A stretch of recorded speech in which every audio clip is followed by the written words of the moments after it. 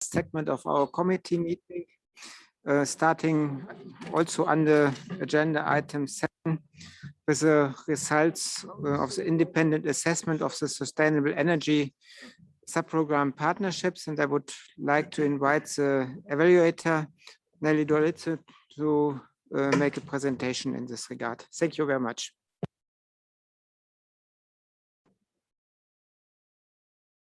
Thank you very much. I think I need certain assistance with the presentation.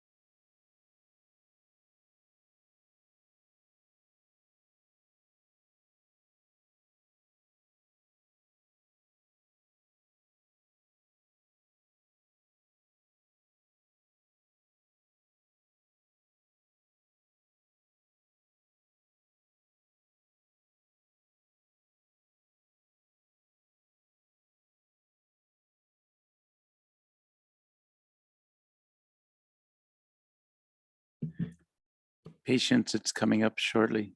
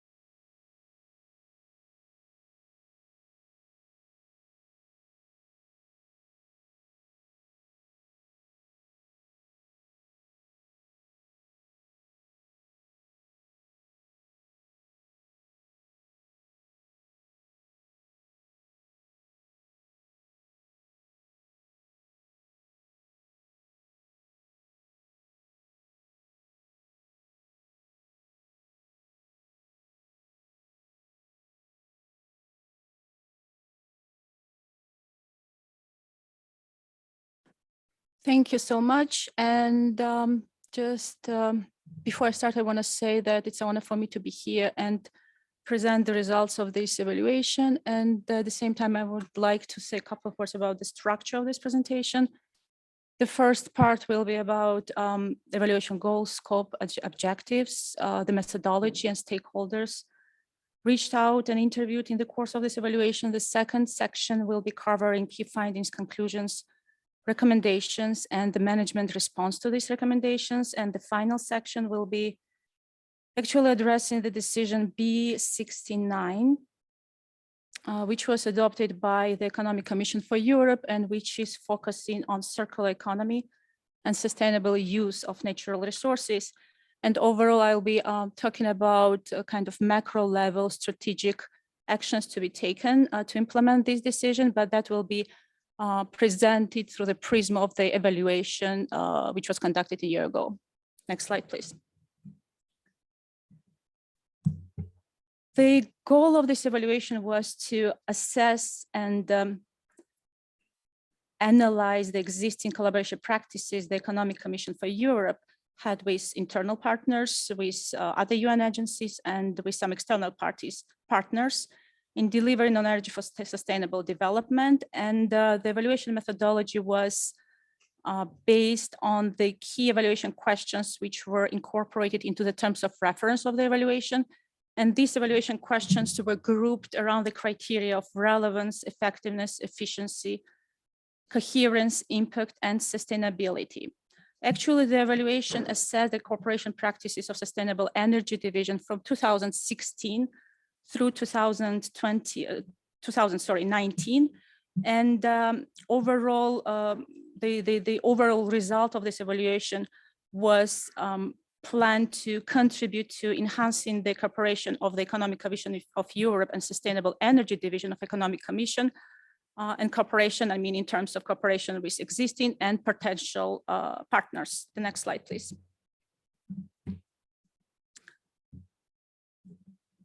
The evaluation was developed in accordance with the principles of UNECE evaluation policy. And at the same time, it was in line with the standards for evaluation, which was adopted by the United Nations Evaluation Group in 2016. And in the course of this evaluation, I interviewed and reached out to 69 stakeholders from 35 countries. These stakeholders represented public sector, private sector, academia. Some of them were independent experts, some were representing international organizations, non-government organizations, and about 36%, which is like 25 out of 69 stakeholders were female stakeholders. Next slide. Thank you. With regard to evaluation findings, it's important to highlight the cooperation and partnership practices of the Sustainable Energy Division were coherent with the resolution 67/215, and at the same time, they were highly relevant to the Agenda 2030, which is Agenda for Sustainable Development, and the targets of the Paris Agreement. At the same time, it's important to highlight that any changes at the national level, any changes actually, they cannot be attributable solely attributable to the actions and activities of Sustainable Energy Division, because these changes are caused by consolidated efforts of national and international organizations, including the efforts of the United Nations Commission, Economic Commission for Europe. For last couple of years actually, since 2016, Economic Commission for Europe actually started paying more attention to gender equality and women's empowerment in energy sector. And that was caused by different reasons. One of the main factors was linked to the Agenda 2030, with a particular focus on gender equality, which is SDG Sustainable Development Goal 5, number 5. And at the same time, Economic Commission for Europe also adopted and approved some kind of key documents on gender parity and mainstreaming. And as a result, actually, there is an evidence that the organization started incorporating gender-focused agenda items into high-level sessions of the regional commissions. Next slide. Thank you. Overall, the interventions of the Economic Commission and cooperation practices of Sustainable Energy Division were very relevant to improving the living standards of the population and improving the standards of marginalized groups. At the same time, it's important to highlight that Sustainable Energy Division actually faced certain financial and human resource constraints in 2016, 2019. Nevertheless, it managed, despite all these constraints, actually, it managed to fulfill its mandate in a very efficient and effective manner. Next slide.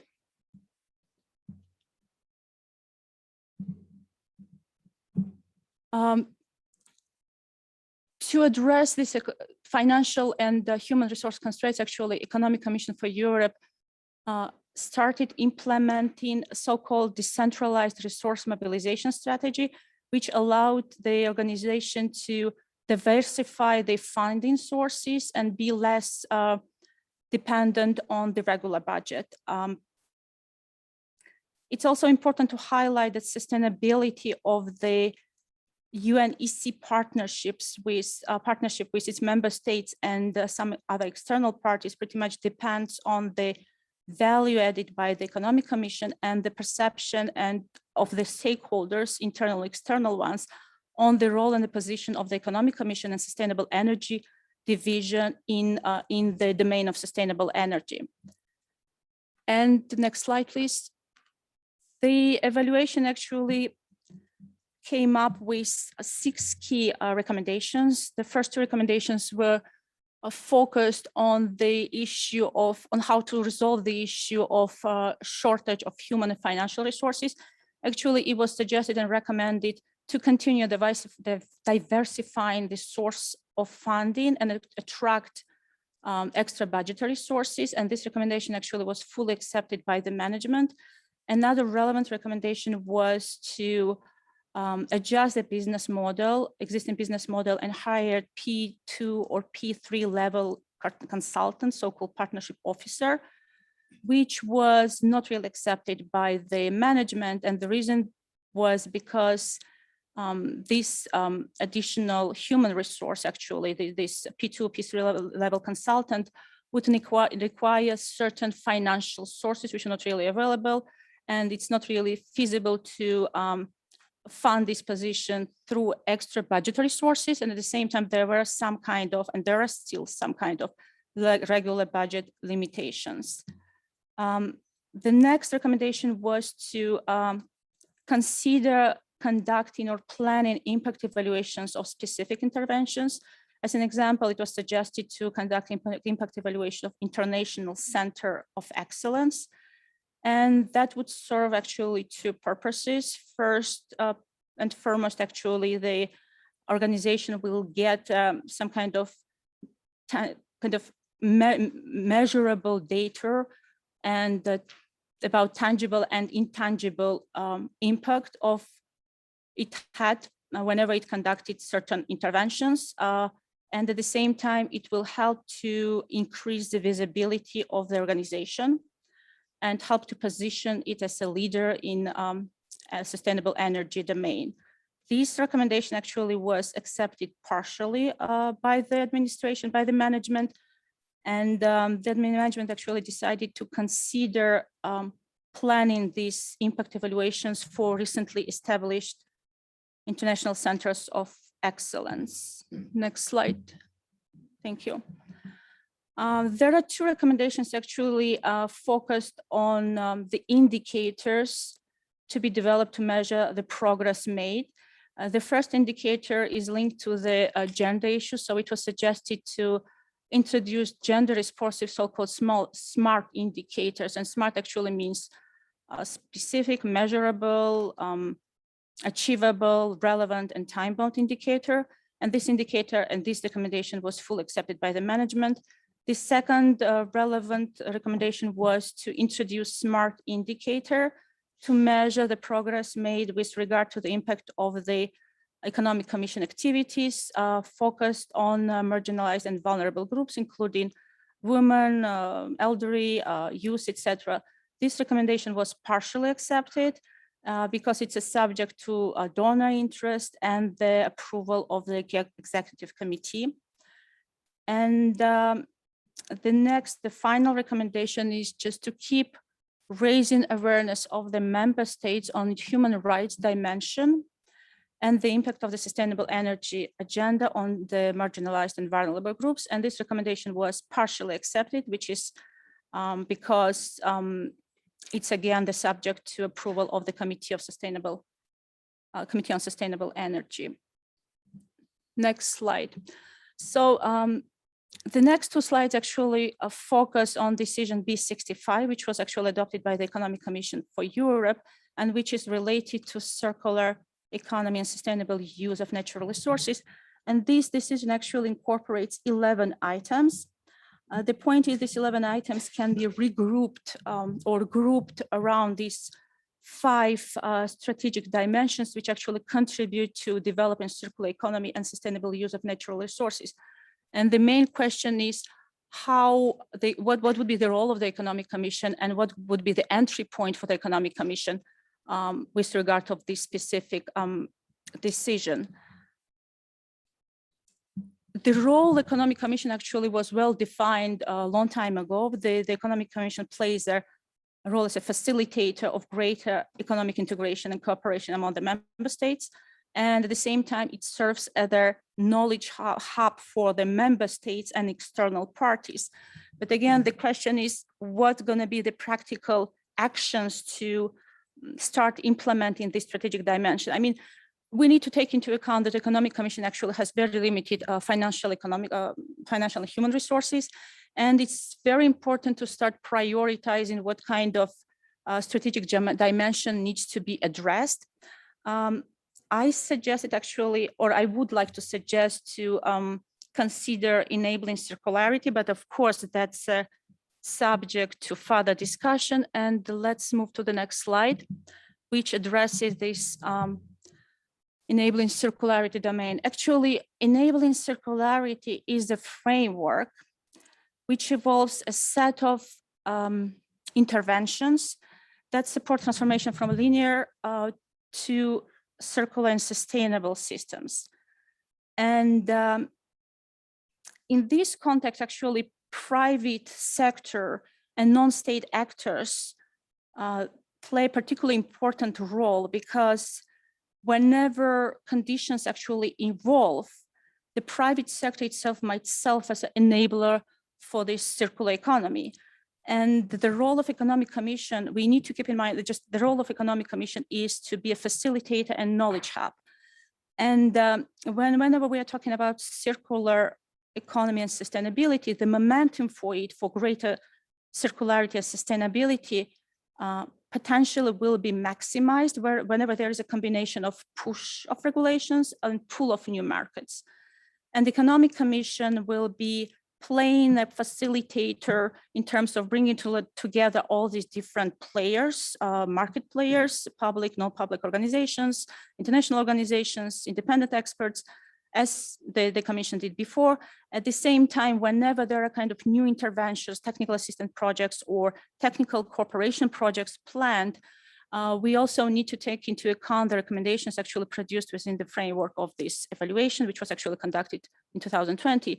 And we need to make sure that the technical assistance interventions or technical cooperation interventions incorporate well-developed smart indicators.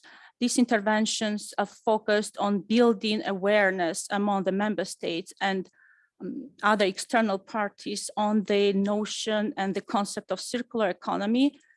And overall, actually, it will create some kind of multiplier effect. And by the end, there will be kind of, at some point, if it's well planned, there will be some kind of continuous knowledge transfer scheme developed, which will support and contribute to circular economy and sustainable use of natural resources. That was the last slide of my presentation, and thank you for your attention. Yeah, thank you very much. Thank you for these interesting insights. First, I would like to ask the Secretariat if it wants to respond to this evaluation before asking the plenary if there are some comments or recommendations for future activities in this regard. Scott? Thank you very much. The evaluations are done under the auspices of the Program Management Unit. And so the report was developed and discussed with the Sustainable Energy Division at length. And that's where the process went through, partially accepting or not the recommendations. I find this evaluation process an extremely robust and useful one. So we do welcome the review, the analysis, and the recommendations. I find some of the insights on ways to approach improving our partnership strategy are very useful. We would look forward to any recommendations or observations from participants. Thank you. Thank you, Scott. Are there any comments? Not here from the plenary, not from the floor. Then I would, first, thank you very much for the evaluation, the presentation. Then I think we can directly continue with the next agenda item, also under 7. This is regarding the regional advisory service, and I would like to invite Oleg Jablinski, who will be joined by a brief report by Ms. Kanaka Dubey on their activities in the regional context. Please, Oleg, you have the floor.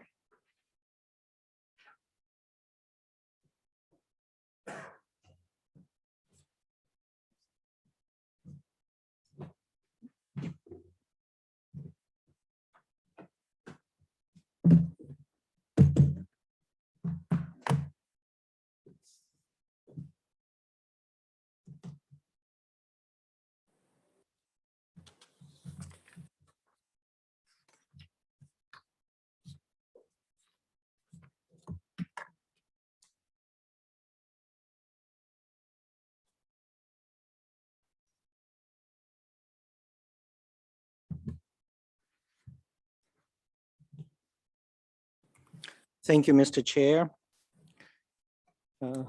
I'm waiting for my presentation to be on screen. It is now, I believe. Yes, we move to the presentation mode.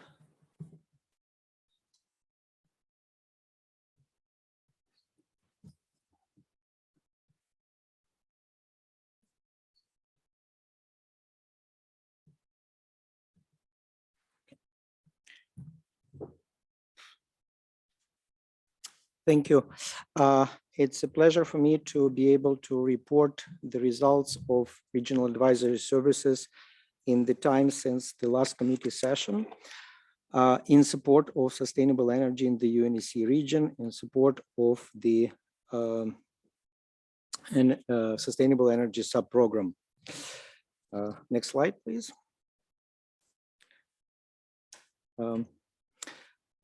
On this slide, you see selected areas of work, and even that is probably insufficient because a lot of activities that have been implemented are cross-cutting. So you will see activities that touch upon energy efficiency and renewable energy, sustainable resource management, and gender issues. Carbon neutrality would also touch upon renewable energy and so on. But this gives you an overall idea of what the regional advisory services are intended for. Next slide, please. I'll start with energy efficiency. We're implementing an extra budgetary project enhancing national capacities to develop and implement energy efficiency standards for buildings in the UNECE region. The project is funded by the government of Russian Federation, and would like to thank Russian Federation for this support. It includes a regional gap analysis between the performance objectives set forth in the framework guidelines for energy efficiency standards in buildings and current energy efficiency standards and the implementation in the countries of Southeastern and Eastern Europe, the Caucasus, Central Asia, and in the Russian Federation. In addition to the regional analysis, and I would like to thank my colleague Nadezhda Khamrakulova for developing that gap analysis, we also have 3 national studies with in-depth gap analysis for the 3 countries, 3 focus countries of this project, and that's Armenia, Kyrgyzstan, and Republic of Moldova. In addition to that, the collaborative environment for experts has been delivered, and it's available on the website. It's still work in progress. We want to improve it to make it more functional and useful for the experts. We have done 2 workshops under this project, one of them just this week in the framework of the group of experts on energy efficiency session. And we are moving to the next stage, which is trainings on high performance buildings in the 3 focus countries, which we hope to organize in the course of this year. And the project will end with an impact study. The website is available. At the next slide, please, you will see that this project is actually could be said that it's a second phase of the previously implemented project. And we have, as one of the results, the publication on promoting energy efficiency standards and technologies to enhance energy efficiency in buildings. That project was implemented in the course of 3 years with support of the governments of Denmark and the Russian Federation. We are working, that is used as a basis, as a foundation for this next stage. Also, it's done under the Joint Task Force on Energy Efficiency Standards in Buildings. This is our collaboration, our meaning Committee on Sustainable Energy, with the sister committee on urban development, housing, and land management, and with our colleagues in the forest, housing, and land management division. Next slide, please. I continue with energy efficiency. We have started the study potential for improving industrial energy efficiency in Kazakhstan and Ukraine. So this is listed as work in progress. This study is being done at the request from the governments of Kazakhstan and Ukraine.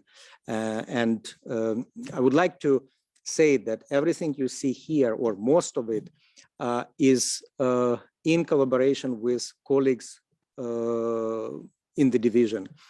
So this particular study, Igor Litvinuk, who deals with energy efficiency, helps a lot. And in fact, the publication that was shown on the previous slide is a result of his efforts. Study potential for improving energy efficiency in refrigeration and air conditioning sector of Uzbekistan has been requested by the government of Uzbekistan. We are cooperating with the UNDP office in Uzbekistan on this one. It's still in the planning stage, and we hope to start it soon and finish before the end of the year. Project improving the energy efficiency of the global building supply chain industry and its products to deliver high performance buildings. It's also shown as planned. This is the application, the result of our application to the International Climate Initiative Germany, ECE. I'm happy to have Mr. Keinhorst here. The project outline has been approved. We are currently at the stage of review of our preparation phase project proposal. We have submitted it. It's under review now. And we hope, if all things go well, that the preparation phase will start early next year. The beneficiary countries under this project are Armenia, Georgia, Kyrgyzstan, Republic of Moldova, Tajikistan, Ukraine, and Uzbekistan. This is as stated in the project outline, and adding Kazakhstan and Russian Federation is under consideration. We are looking into that and hope that would be possible. Now jointly, an activity that is joint for energy efficiency and renewable energy. We're implementing, and for the previous project, again, great thanks to my colleagues, Scott Foster and Igor Litvinuk. A United Nations Development Account, or UNDA project, global initiative towards post-COVID-19 resurgence of the MSME sector. MSME stands for micro, small, and medium enterprises. So under this project, which started in the middle of last year, we have developed guidelines and best practices for MSMEs in delivering energy efficient products and in providing renewable energy equipment. You'll see the publication is available. In addition to that, we have done 3 national studies or customized guidelines and best practices for Georgia and North Macedonia, and also training workshops for them, and Albania. And 3 more are work in progress for Armenia, Kyrgyzstan, and Republic of Moldova. The regional guidelines and best practices are also being updated. And that has been done last year. The regional guidelines and best practices, the publication is available on our website. And again, thanks goes to Igor Litvinuk for compiling this publication based on the report developed by the consultant. I now move to the resources for sustainable development. So sustainable resource management. I start with the same project. The project is UN-wide. The lead agency is UNCTAD with the support of ESCWA. UNECE is one of the implementing agencies. So in addition to the previous guidelines and best practices, we also developed guidelines and best practices for MSMEs to assure resiliency and progress towards a circular economy in sustainable resource management and critical raw material supply chain solutions. This is our joint work with my colleague Hari Tulsidas. Again, regional guidelines and best practices are ready and available on our website. Nationally customized guidelines and best practices have been developed for Tajikistan and Ukraine and are currently under development for Bosnia and Herzegovina, Kazakhstan, Kyrgyzstan, and Serbia. The regional report will be updated later this year. The project will continue until March 2022. The project, again, UNDA project, but here UNECE is the lead, integrated energy and water resource management in support of sustainable development in Southeast Europe and Central Asia. It's a big project. It started in 2016. The beneficiary countries initially were Bosnia and Herzegovina, Kazakhstan, Kyrgyzstan, and Serbia. Last year, Tajikistan and Ukraine were added. Due to COVID-19, certain activities were not possible to be implemented, such as capacity building activities in the countries with in-person workshops and things like that. So some funds within the project were moved with approval from UNDESA to additional studies, and they are being developed now. Also, we are doing trainings and workshops online. Next one. Thank you. Speaking or starting with the activities related to gender, a study on sustainable resource management and women. The title is Women Entrepreneurship in Natural Resource Management, Challenges and Opportunities for the MSME Sector in the Post-COVID-19 Socioeconomic Recovery. The study has been completed last year, training workshop conducted in December 2020. The study has been done at the request of the government of Kyrgyzstan and contains case studies for Azerbaijan, Belarus, Georgia, Kazakhstan, and Kyrgyzstan. And we will have an opportunity to listen to this in more detail. There will be a presentation by our consultant, Ms. Kankana Dubi, on this study, and another one that is currently work in progress. Next one, please. That is the study Energy Transition and Post-COVID-19 Socioeconomic Recovery, Role of Women and Impact on them. This study was requested by governments of 3 countries, Albania, Belarus, and Ukraine. So it will contain case studies of these 3 countries and also the United Kingdom and Uzbekistan. Renewables, renewable energy.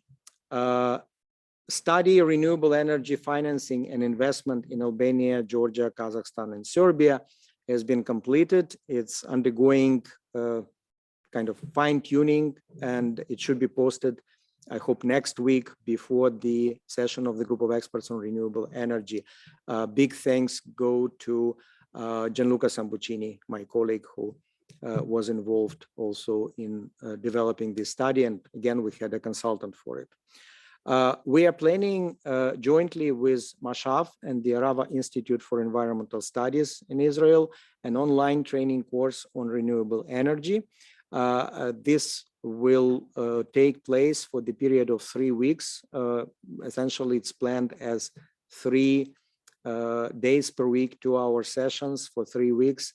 And we hope it will be quite useful to the countries of the region. Again, when we speak about the countries of the region, the regional advisory services are intended for a group of countries. There are 17 in total that are eligible under the regular program on technical cooperation. These include 5 countries of Southeastern Europe, Bosnia and Herzegovina, Albania, Serbia, Montenegro, and North Macedonia. 3 countries in Eastern Europe, Ukraine, Moldova, and Belarus. 3 in the Caucasus, Azerbaijan, Armenia, and Georgia, and 5 in the Central Asia, Kazakhstan, Kyrgyzstan, Tajikistan, Turkmenistan, and Uzbekistan, and Turkey. Thank you. Continuing with renewable energy and adding carbon neutrality to it. Last year, at the end of the last year, and it continued to the early part of this year, we have implemented a project at the request of the government of Ukraine, improving capacity of the government of Ukraine to develop infrastructure for production and use of hydrogen to support green post-COVID-19 recovery. I briefly mentioned that in my intervention during the morning session on hydrogen. This was implemented jointly with colleagues from the Sustainable Transport Division and Environment Division. The result is a draft roadmap on production and use of hydrogen in Ukraine, and it also contains, there are 3 documents. One is the overall draft roadmap. then the draft roadmap for the use of hydrogen in the transport sector, and scoping report for strategic environmental assessment. And as I said earlier, we hope that this draft roadmap will be used as a basis for the hydrogen strategy in Ukraine to be approved by the Parliament of Ukraine or the government, the Cabinet of Ministers of Ukraine. The workshop, and in this one, we cooperated, as I mentioned, with colleagues from the Transport Division, and internally in this division with Branko Milicevic. Workshop attaining carbon neutrality, the role of hydrogen, was held in March this year. And again, my thanks to Iva Burkic and Branko Milicevic and Gianluca Sambucini and other colleagues who were involved in developing and organizing that workshop and conducting it. More on carbon neutrality, a study geologic CO2 storage in Eastern Europe, Caucasus, the Caucasus and Central Asia was prepared last year. Again, Iva Burkic was the driving force behind this study. It is available on our website. I will briefly speak about the cooperation within and outside UNECE, which I already started to mention. Colleagues from, we work closely with colleagues from the Housing and Land Management Unit, from the Transport Division, from the Environment Division. Another example, jointly with the Environment Division, we organized a workshop on strengthening national capacities in applying sustainable energy policies and practices based on the recommendations of the environmental performance reviews. This was held in June this year. The materials are available on our website. We are planning a joint workshop with colleagues in ESCAP on sustainable energy policies and implementation of national sustainable energy action plans. Under the 14th tranche of the United Nations Development Account, there is a planned project strengthening energy policies of countries with special needs to build back better from COVID-19.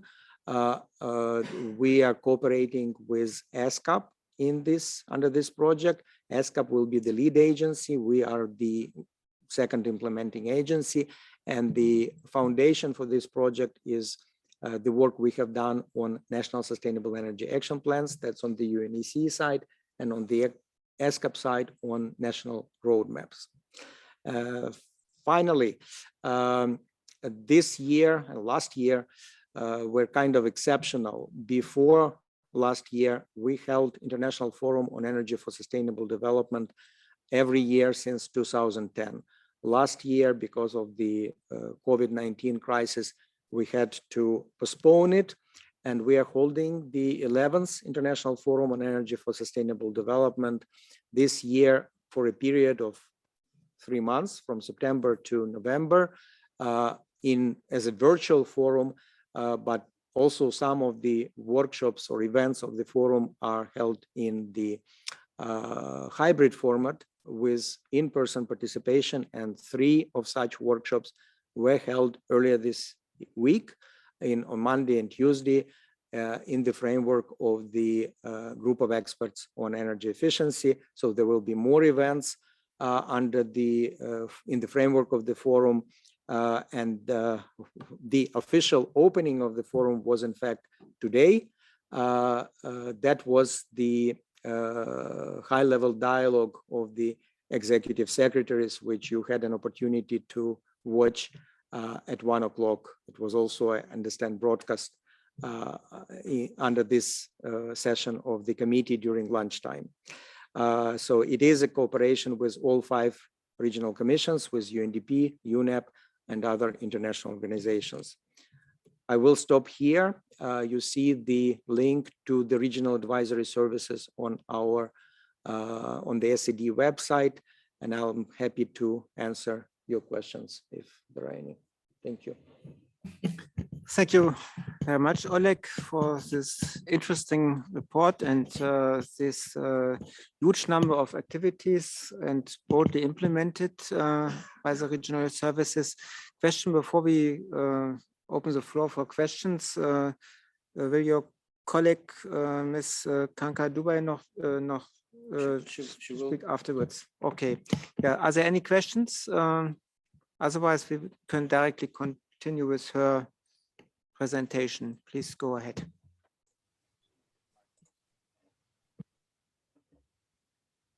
Good afternoon. Hello. Yeah. Good afternoon, everyone. I'm Kankana Dubey.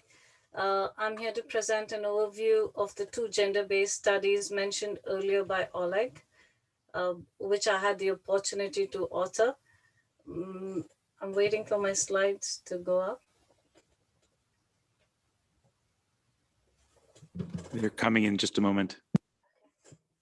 To keep the presentation brief, I'll give a quick overview, and if you have any questions, please feel free to post them on the chat and I'll revert to you.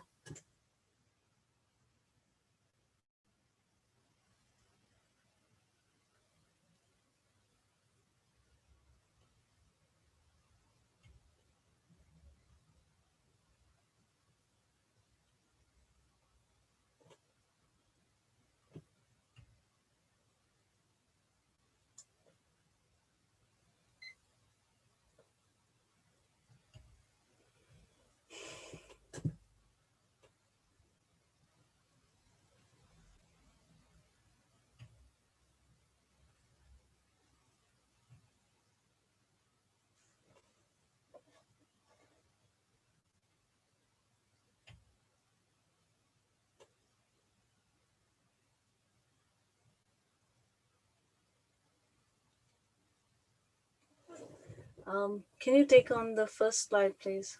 The cover slide.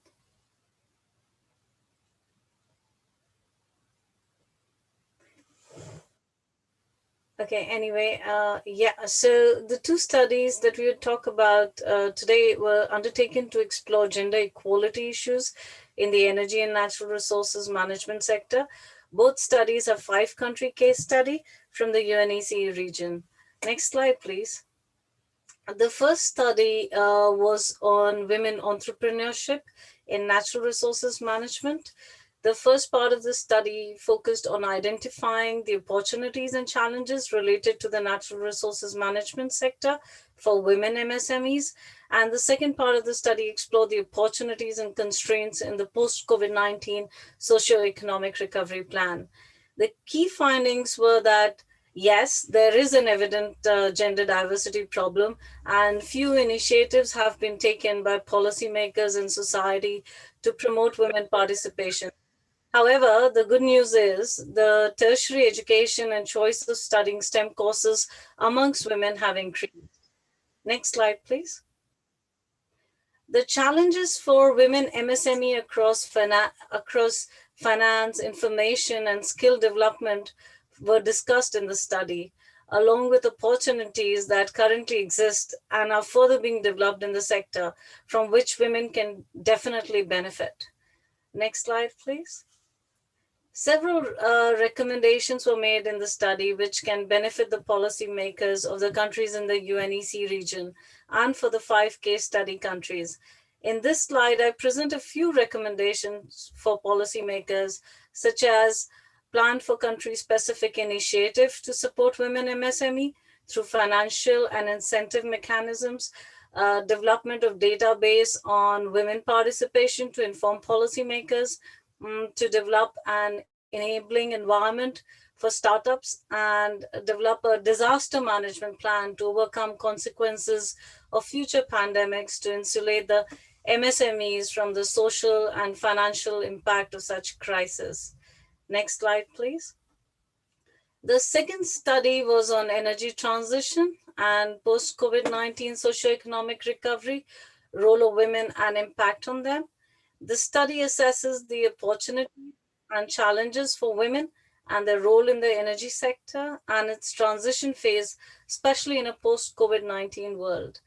The study is in its final stages of completion, as mentioned by Oleg, and will be made available on the UNECE website. The key findings so far is, again, a yes, the energy sector has a gender diversity issue, and that is due to the impression of being a male-dominated field and this creates a bias against women intending to work in the sector. However, many initiatives are being taken by the private sector to encourage women participation, but as these are voluntary measures, the implementation is sporadic.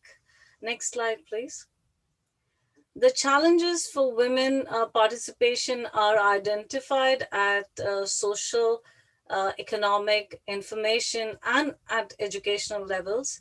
But there are several opportunities being made available in the sector, which itself is going through an interesting and a dynamic phase of moving towards a sustainable green path.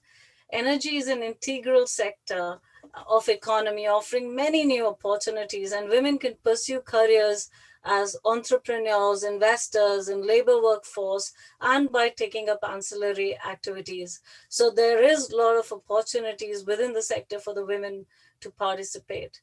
Next slide, please. The study will have recommendations for policymakers and the private sector. Some of the proposed recommendations for policymakers, which I present to you today, are to say a few: to invest in technological development, which can give opportunity for women to develop new skills, promote participation of women MSMEs in the energy sector. Recommendations for the private sectors are to promote skill building or upskilling the current workforce, promote women mentoring and networking opportunity to learn from women in senior roles. Next slide, please.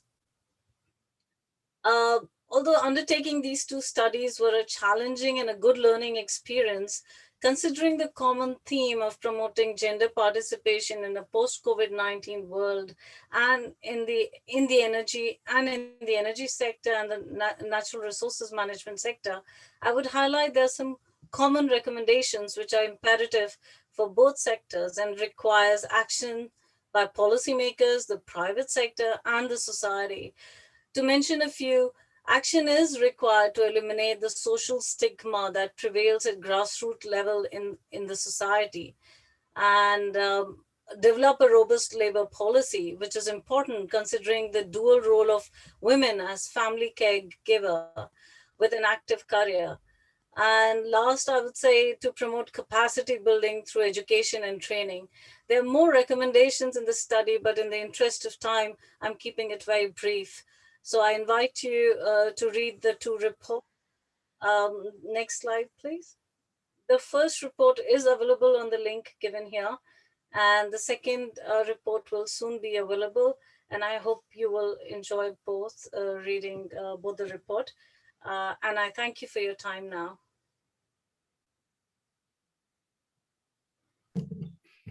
Thank you very much, Mrs. Dubai. I open the floor for comments, remarks, questions, so that could encompass this gender dimension as well as the regional advisors report. Scott, please. I'd like to thank both Oleg and Kankana for these presentations. I would simply like to inform the committee that all of the groups of experts have embraced a gender dimension in their work plans and in their delivery. You can find them described in the work plans. If the committee so desires, we can actually prepare a specific report on that, but I think you will have found that dimension present throughout our activities. Thank you. Thank you very much, Scott. Are there questions, comments? That is not the case. Then I would like to continue with our next item, the program of work for 2022 and recommendations on key components, the program of work for 2023. I'm personally now obliged to leave the meeting, so sorry for this.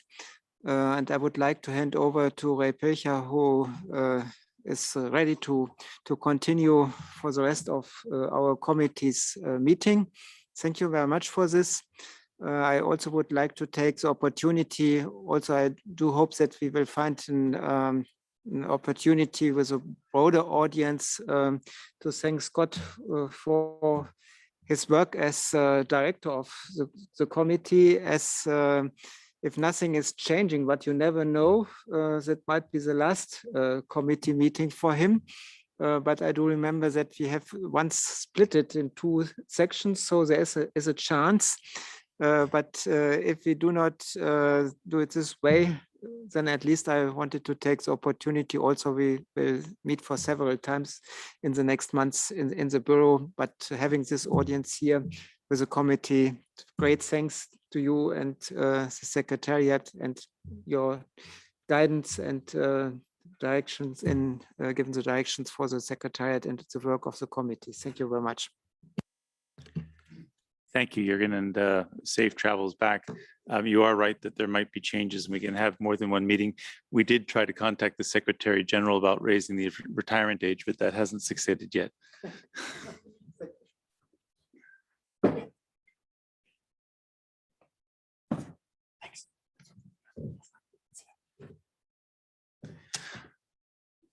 All right, we'll now turn to a discussion about the program of work for 2022 and the program of work for 2023.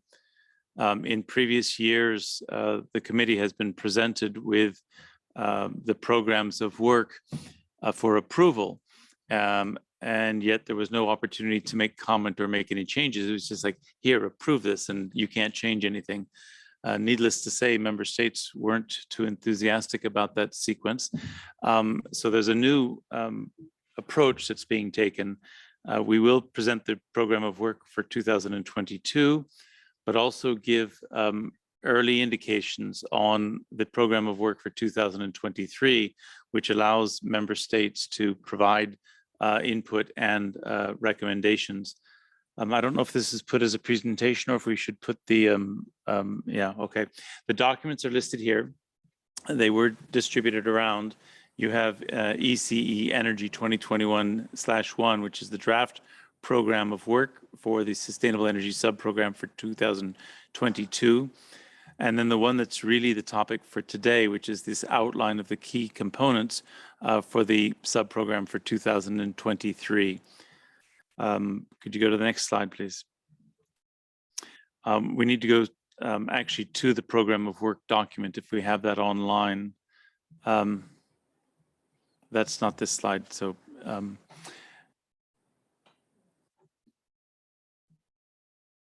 there were a number of comments that were received from member states, and I would like to put those up on the screen if possible.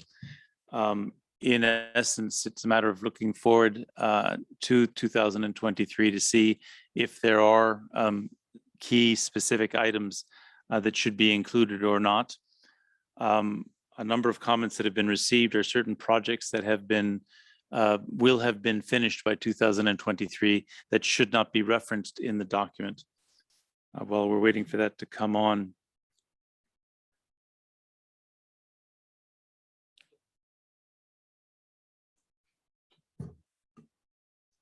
I didn't hear that comment actually. Okay, it's coming to a screen near you in a few seconds.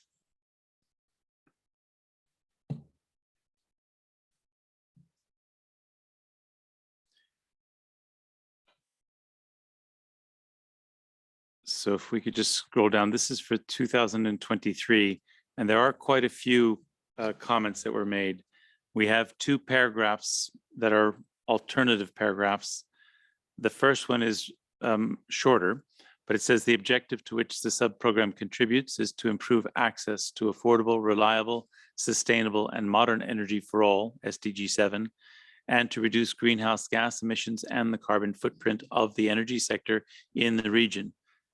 And that's not Sans Domicile 6, that's actually SDG 13. The alternative language that is there, before I go there, that language is very much directly taken from our mandate, the first one. The alternative is the objective to which the subprogram contributes is to help its member states meet their commitments to the 2030 Agenda for Sustainable Development, the 2030 Agenda, and the Paris Agreement. ECE's work on sustainable energy, therefore, is designed to contribute to ensuring secure access to affordable, reliable, sustainable, and modern energy for all, SDG 7, and to help reduce greenhouse gas emissions and the carbon footprint of the energy sector in the region, SDG 13. They say the same thing in different ways. I don't know if there's a preference. Russian Federation? I mean, we were basically the one who created the problem with this document, and I think for providing us with the opportunity to look into it and comment on it. So the second alternative paragraph, I think, would be more preferable because it also expands the mandate to the Paris Agreement, which is now also sort of like overarching mandate for the committee as well. So I think we would go for the second one. European Union. Thank you. My insertion is actually in the first paragraph, which is shorter, where I corrected the reference to SDG 7, which was not entirely quoted. I, in principle, don't disagree with the alternative paragraph, but we do actually have the same text in paragraph 5. To contribute to this objective, the subprogram will help its member states meet their commitments. So it's exactly the same text.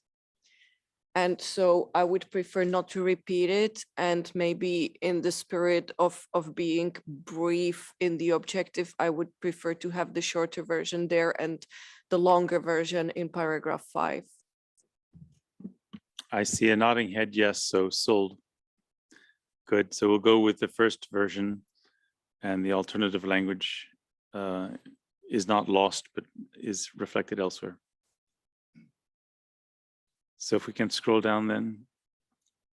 I'm not going to read the whole thing because we've seen it before it's been submitted. Through its work, this is the end of paragraph 4. Through its work, the subprogram will contribute to ECE work on nexus areas and to circular economy related priorities. So rather than specifying the 4, that's in the footnote. I'm seeing no reaction, so we will continue.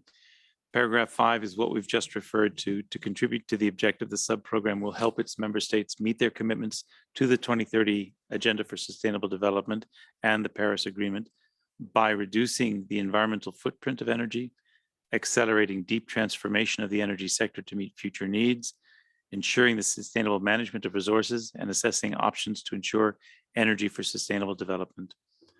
I'm actually not going to read the whole thing because you've had a chance to see it, I believe, already. But I do note that there's been the insertion of circular economy a few lines down. Where we refer to methane management, it has been modified to methane reduction and management. That's a change that will be seen repeatedly in the coming moments. Just transition, sustainable resource management, the role of natural gas, transition to a low carbon economy, natural gas in the transition. Okay. So natural gas in the transition to, and it should probably be transitions because there's often a desire for an S. To a low carbon economy, sustainable production, consumption, and transportation of hydrogen, the impact of carbon pricing and subsidies on sustainable energy transitions. And then I think that's the end of the paragraph. Are there any comments? Yes, Russian Federation. Thank you. I might need to consult a bit on this one.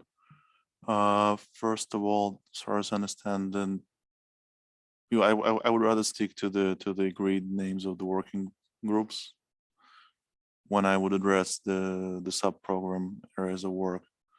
So first one would be on the, I think it's the methane management. I'm not sure how can you reduce the coal mine methane. It's there already, and you can manage it. You can like capture it, avoid it, or So for this one, I will just take a short break and come back to it later. So, and also like, I would need to seek guidance from the Secretariat regarding the previous formulation regarding the role of the natural gas. As far as I remember, the original formulation from the previous program of work, that it was just like natural gas or the role of natural gas. We did not like put it in the framework on the transition. So again, I would rather stick to the previous formulations here. And same goes for carbon pricing and subsidies. Again, I would prefer not to frame it, but just list it as such as carbon prices and subsidies. That'll be the third comment. Yes, thank you.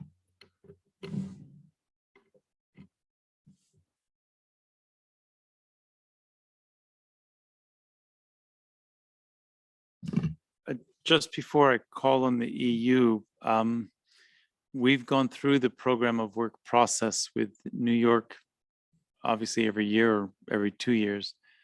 And invariably, what we submit gets sliced and diced pretty brutally in the process. So I think shorter representations of the areas of activity will be easier to protect against the scythe of New York. European Union. I understand where you're going at. I just wanted to clarify that we would like to align the language that we use when we speak about sustainable energy issues with the language that we agreed on in the strategic review of the Sustainable Energy Subprogram. That relates to the methane reduction and management, which is what we agreed to use going forward. And also actually the role of gas in transitions to low carbon economy or something in that respect. Also, sustainable production, consumption, and transportation of hydrogen is what we agreed on in the strategic review. I can keep carbon pricing and subsidies shortly. That's not a problem. If we have a problem to agree, we can delete everything after sustainable energy issues. In fact, that was going to be my recommendation, is put a full stop after issues and delete the rest of the paragraph.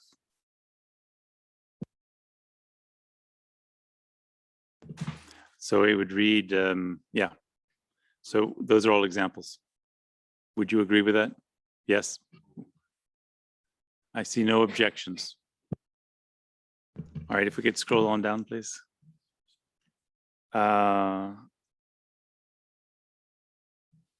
The subprogram will provide technical assistance and guidance on energy transitions in the context of sustainable development. The subprogram will promote collaboration among private and public stakeholders who are key to implementing national and regional policies, including normative instruments and their deployment and dissemination, which is a bit our bread and butter. I see nodding heads, yes. So if we can keep going to 6. It looks long, but it looks like it got really short. The subprogram plans to support member states on issues related to COVID-19 recovery through its regular work on sustainable energy, full stop. Yes, European Union. It's just linguistics. I think we use the recovery from COVID-19 pandemic. I wouldn't be wanting to recover COVID-19 from somewhere. Related to recovery from the COVID-19 pandemic.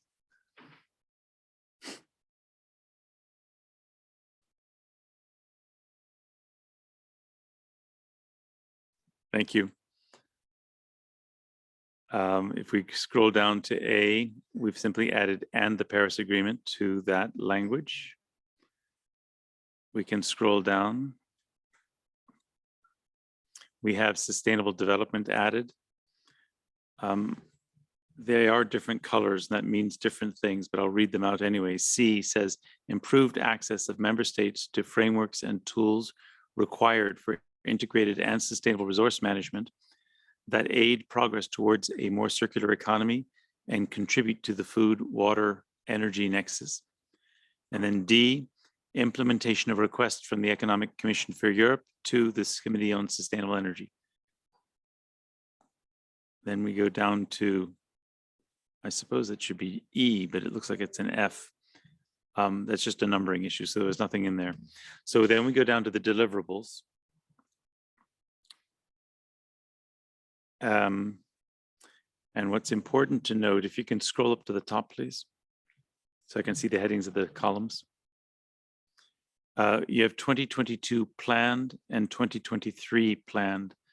My understanding is that we're actually not allowed to touch the column in 2022. I'm looking for colleagues to shake heads yes or no, but I think that's right. So we shouldn't be changing that.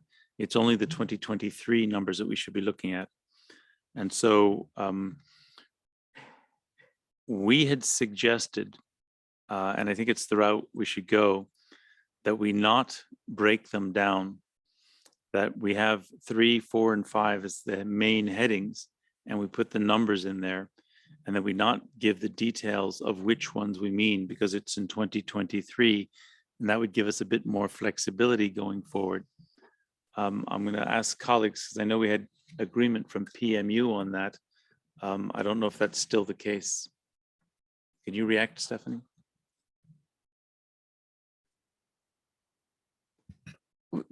We can touch 2022 with the mandate from the committee. So if you wanted to change things, then this is the place to do it.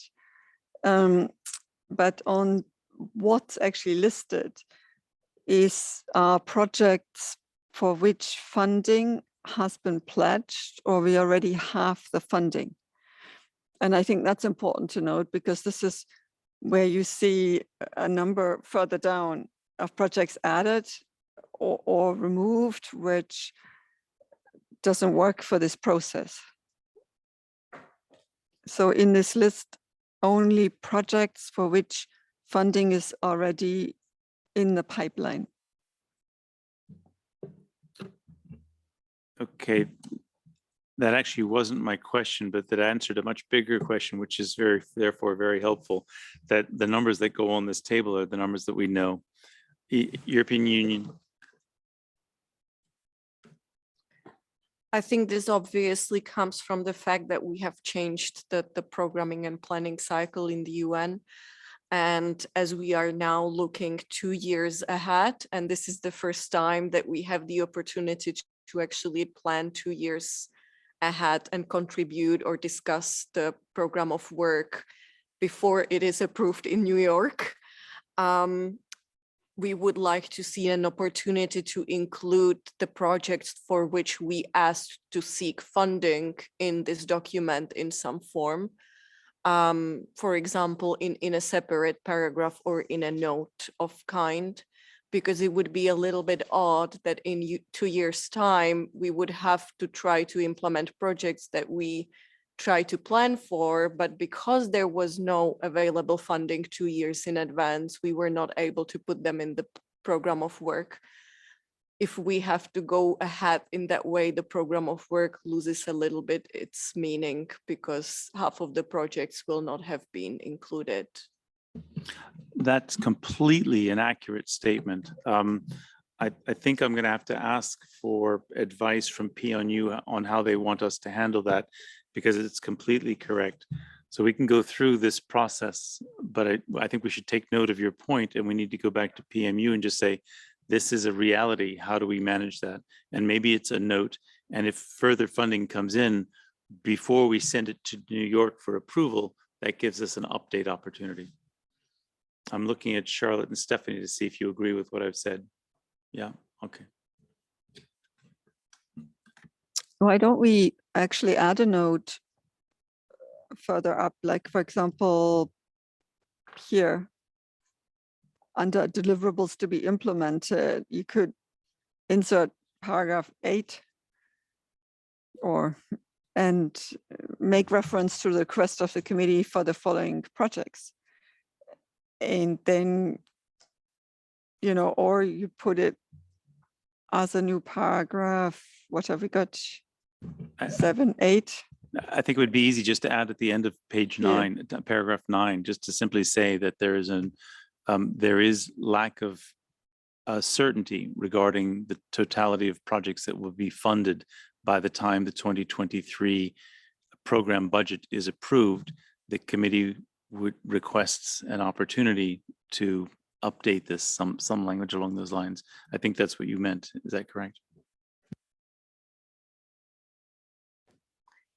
Yes, but I also wanted to list tentatively those projects as a way to already have the track of those projects that we discussed and considered potentially for launching extra budgetary projects in future, which of course still have to be approved by ExCom in those areas.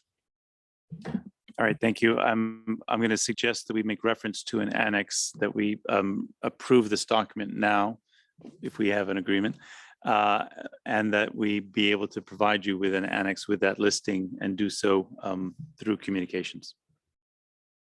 Thank you very much. All right, let's scroll down then. As I said, the first column not to be touched, and the second one is just clarifications on dates. I don't know if there's any particular you want to raise, but it's language change and some specifics, studies that have been listed there. Study on how best to address efficient use of energy resources and mapping of relevant studies and activities of other UN and international bodies to support building of synergies and to avoid duplication. European Union. The mapping of the relevant studies and activities is something that came up during our discussions of the strategic review. It's something that we would be interested in having, but I also admit that we didn't exactly discuss it in detail in this committee. So, and obviously there is no funding. So hence I just wanted to flag this. Thank you. And I changed also the language on circular economy, because I don't think the Sustainable Energy Committee will run a project on circular economy as such, but rather on the sustainable resource management in circular economy. Yeah, thank you for pointing that out. In terms of the study, that's a great idea that we don't have money for on. I think that's a fantastic idea that should be done regularly at the UN energy level, because we would be part of that bigger picture. And I think that would be a very useful mapping. We can't dictate to them, but I think it's a good suggestion. All right. Is there any more on this? There's one that's been deleted on the global tracking framework, which was discussed. Yes. I do have a question on that, because we now basically agreed on a language that allows the Secretariat to raise funds for this project. So that would also then be in the list of those projects. Yeah. That's correct. I think we would put it on that annex list. Yes. Thank you. And then the others are edits, workshops for UNFC, UNRMS. Project on pathways is just making it shorter. I think there are no other substantive change. Yeah, Russian Federation. Just like with my colleagues from the EU, there is also one thing bothers me. I mean, unless we are basically now going to put those projects on the list, saying that those are planned activities in the coming time. And we also know that they should also pass through the ExCom. So technically, aren't we prejudging with that, the ExCom? Should we put a footnote somewhere saying here that according to the procedure, those projects are to be also processed by the ExCom? Because otherwise we're going to be stuck with the procedural paradox here. Thank you.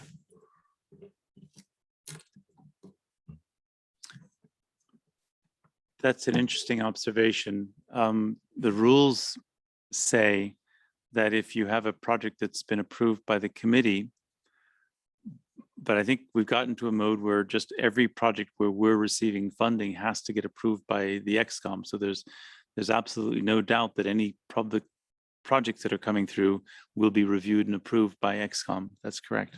Yes. we are of that view that every extra budgetary project is to be approved by EXCOM. So I'm comfortable with that note. Okay, unless there's further discussion, I think we're good on this document.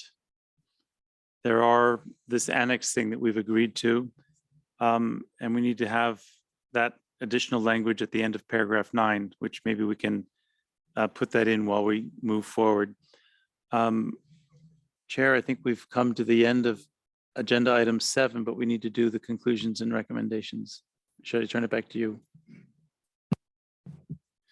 Yes, thank you, Scott. And so for us to move on with the conclusions and recommendations, we start up where you left off before the break. I'm sorry, we finished everything up till lunchtime. So the only things that have happened now is the presentation by the evaluator, the regional advisory services, and the program of work. And that's where we could start.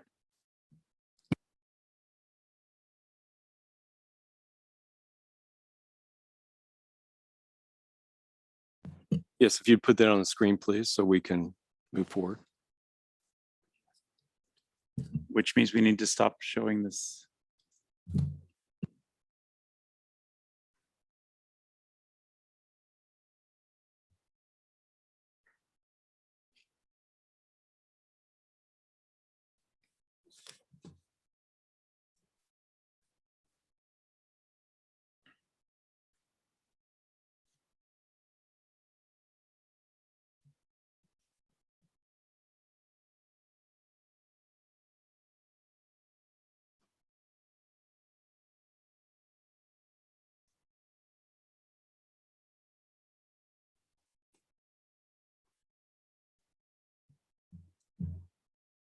So stop sharing. I'm sorry, I'm powerless. I feel like I should be moving a cursor, but I don't have anything. You just stop sharing.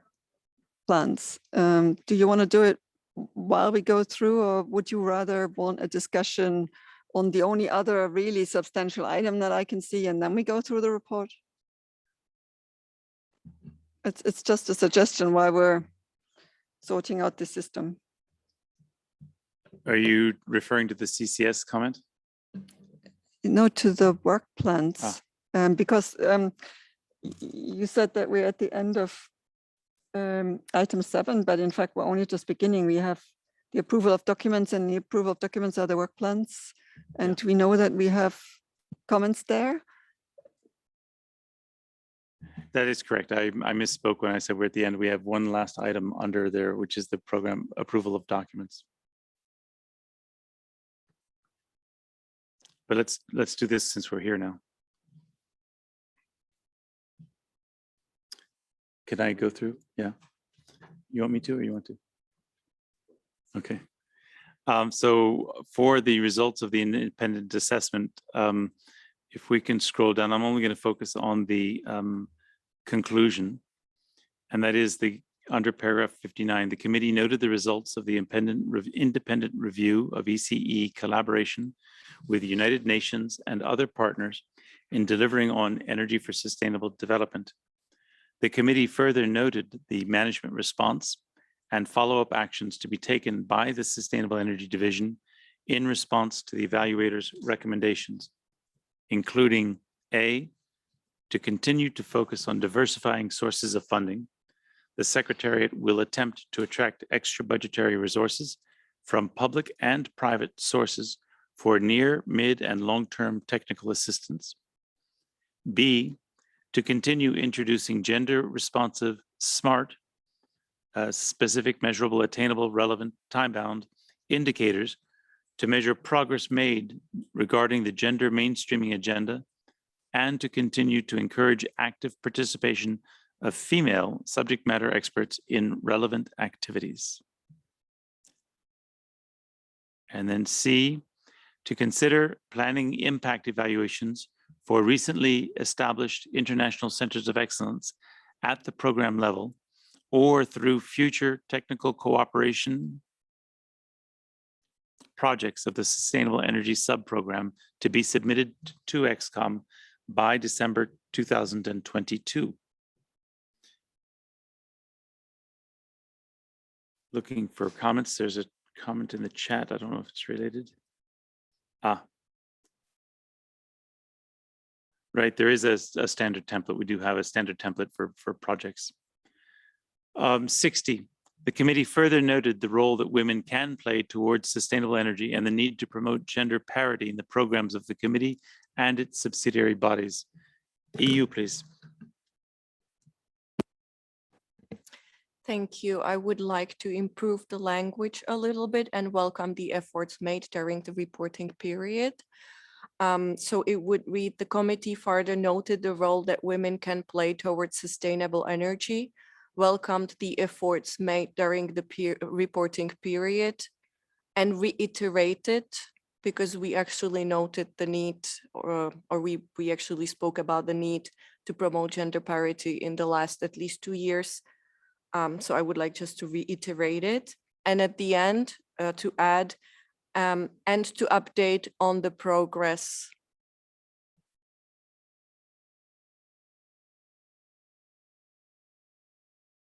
In future sessions.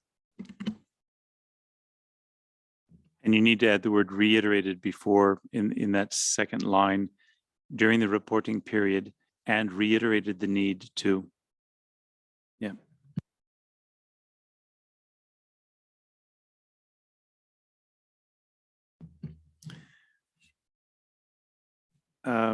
With regard to recommendation 5 of the evaluation report to continue raising awareness through presentations and analytical papers, linkage to relevant SDGs could also be useful in this regard, of the member states on the human rights dimension and the impact of the sustainable energy agenda on marginalized and vulnerable groups, including women, youth, and elderly.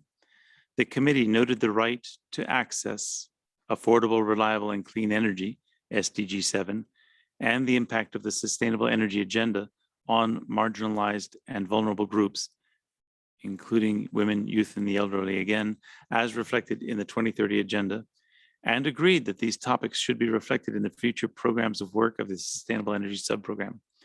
That's one heck of a sentence. EU, please. I would like to correct the reference to SDG 7 as access to affordable, reliable, sustainable, and modern energy.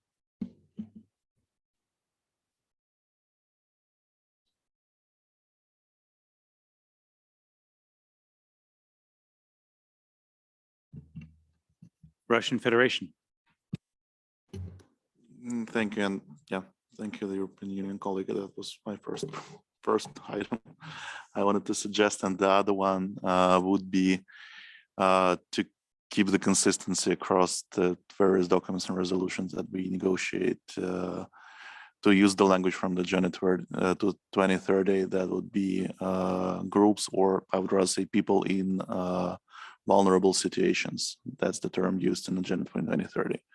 That's what we normally suggest to the texts. So to change marginalized and vulnerable groups with people in vulnerable situations. Thank you.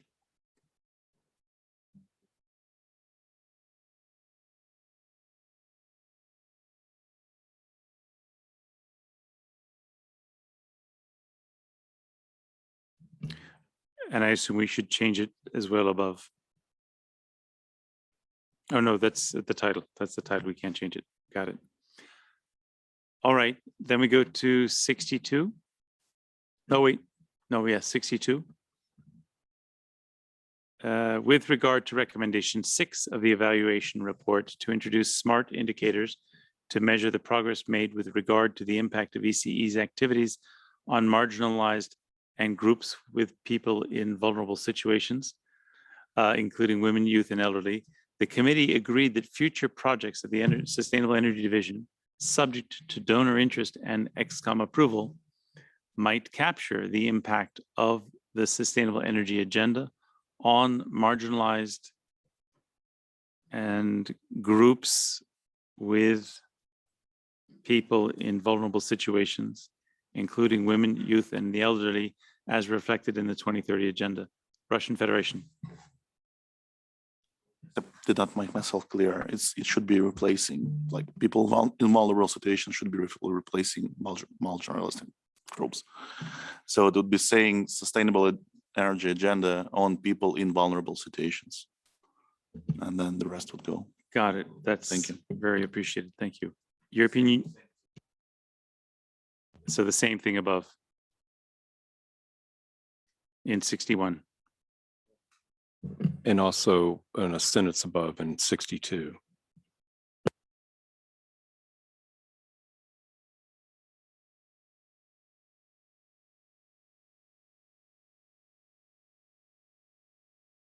EU, please. Thank you. I think we could actually shorten a little bit paragraph 62 for the sake of clarity. We could strike out that future projects of the Sustainable Energy Division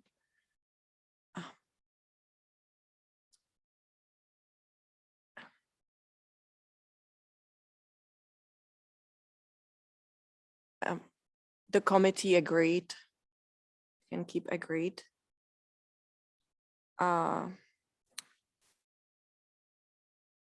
Subject to donor interest and EXCOM approval to study the impact of the sustainable energy agenda on margin or whatever groups.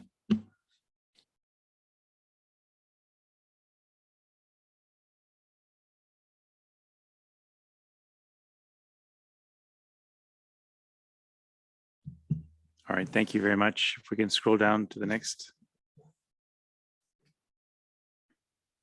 Oh, wait, sorry, there's Russian Federation. I didn't see you. Thank you.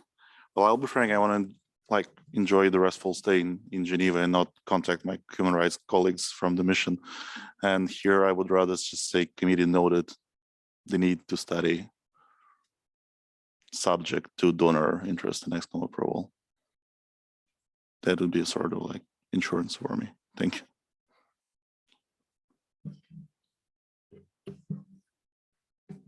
And then you get to study. So lose one to study, yeah. Thank you. Then we can scroll to 63.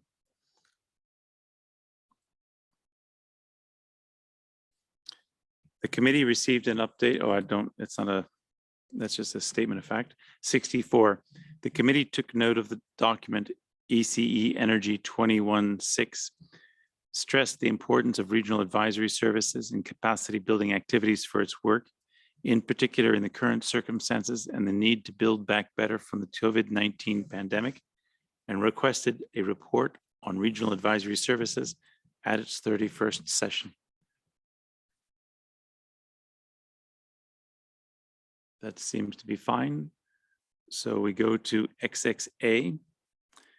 The committee took note of the presentation of the main findings of the studies, Women Entrepreneurship in Natural Resources Management, Challenges and Opportunities for MSMEs in the Post-COVID-19 Socioeconomic Recovery, and Energy Transition and Post-COVID-19 Socioeconomic Recovery, Role of Women and Impact on Them, and acknowledge that greater engagement of women in the energy and natural resource management sectors can have multiple benefits, including contribution to skilled labor, entrepreneurship, investments, innovation, new employment opportunities, and enhanced socioeconomic recovery from the COVID-19, I think we should say pandemic.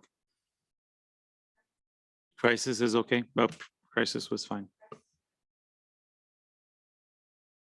Thank you. All right, the committee welcomed the work done by the Secretariat with the use of regional advisory services on exploring the role of women in energy transition and post-COVID-19 socioeconomic recovery.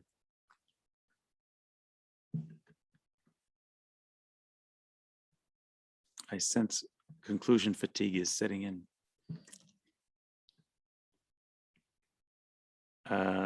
We have 65 here, which is a description of the program of work for 2022. 66 is a description of something that happened. 67, after discussion, the committee adopted the revised draft program. Oh no, that wasn't changed. So After discussion, the committee adopted the proposed draft program of work of the Sustainable Energy Subprogram for 2022, ECE Energy 2021/1, and recommended submission to EXCOM for subsequent approval. Requested a draft program of work of the Sustainable Energy Subprogram for 2023 for adoption at its next session. Yes, EU.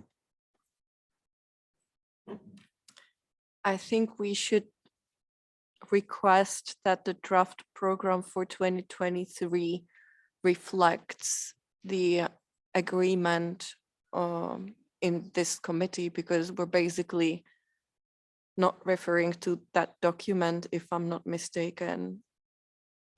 That's actually in the next Okay. paragraph. Thank you. The committee further noted and agreed to the proposed modifications to the program of work for the Sustainable Energy Subprogram for 2023, Energy ECE Energy /30/2021's Inf 1, and requested the Secretariat to reflect the modifications in the proposed program plan of the Sustainable Energy Subprogram for 2023. Does that meet your requirement? It's good for the Russian Federation. Anybody else? We're all clear. Mr. Chair, we're to the approval of documents, which is the last item of the agenda, item 7.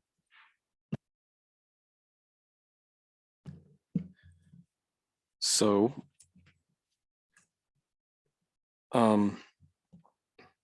this is the final, as you said, and the committee is requested to note or approve a range of documents which are listed, they were listed there, to support the implementation of the previously mandated areas of work and or extend respective mandates. The documents in question include the provisional calendar of meetings, the publication plans for the next 2 years, the work plans and reports of the groups of experts, the proposal to change the name, mandate, and terms of reference of the group of experts on coal mine methane, and mineral and petroleum specifications under the UNECE. European Union. Thank you, Mr. Chair. I would like to present a number of comments on some of the documents that are tabled for approval. I will take it from document 2021/9, which is about the expert group on coal mine methane. As already stated by the director, we would like to see going forward to use the term methane reduction and management in accordance with the strategic review of the energy subprogram, obviously where appropriate. So it's not in the name of the group, luckily, but there are a number of areas where the reference is used, and it would be good to align in all the future documents. With that, I can see that we also have the document 2021/13 on the display. We proposed a few changes in the language of the mandate and the of the objectives, I think, and the area of work. I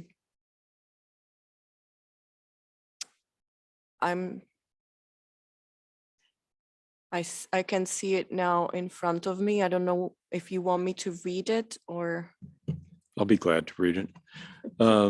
Number 1, the mandate of the group of experts on coal mine methane and just transition, the group of experts, is to promote efficient, sustainable transition of industries along the coal value chain, ensuring the reduction of associated greenhouse gases or greenhouse gas emissions, GHG, and social equity of the process through substantive, results-oriented activities that may help the recovery and use of methane in order to reduce the risk of explosion in coal mines in the context of climate change mitigation and to contribute to sustainable development, including the support of communities, local economies, and environment in the just transition process.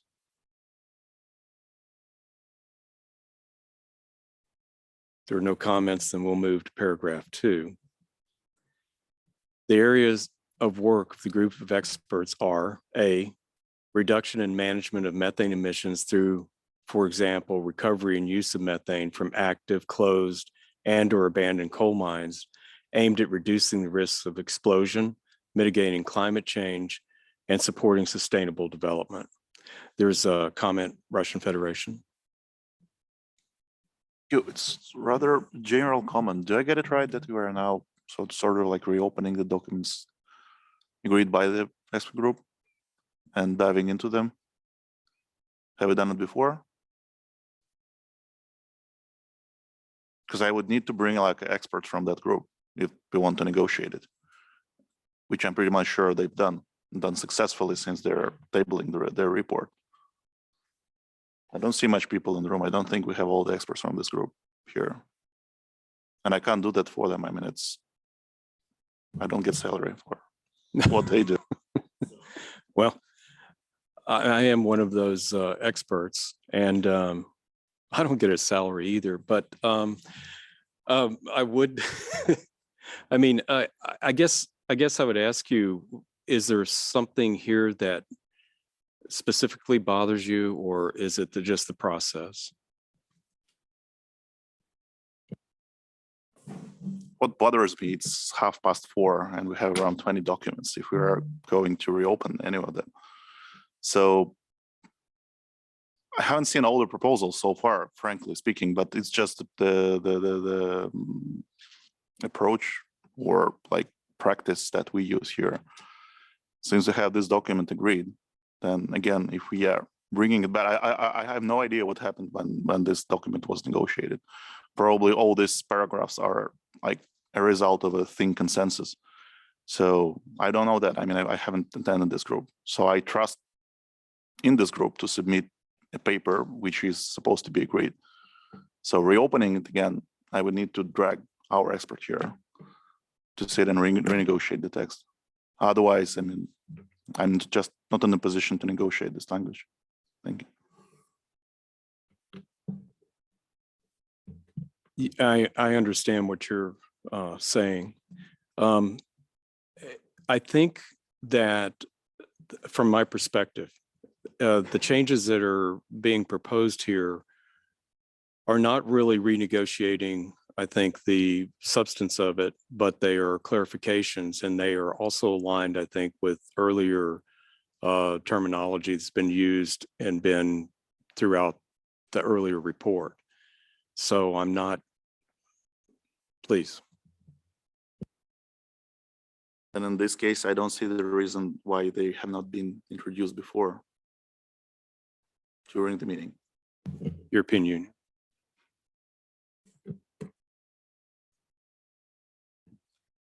Thank you. Thank you for giving me the floor. If you allow me, I'll try to explain a little bit.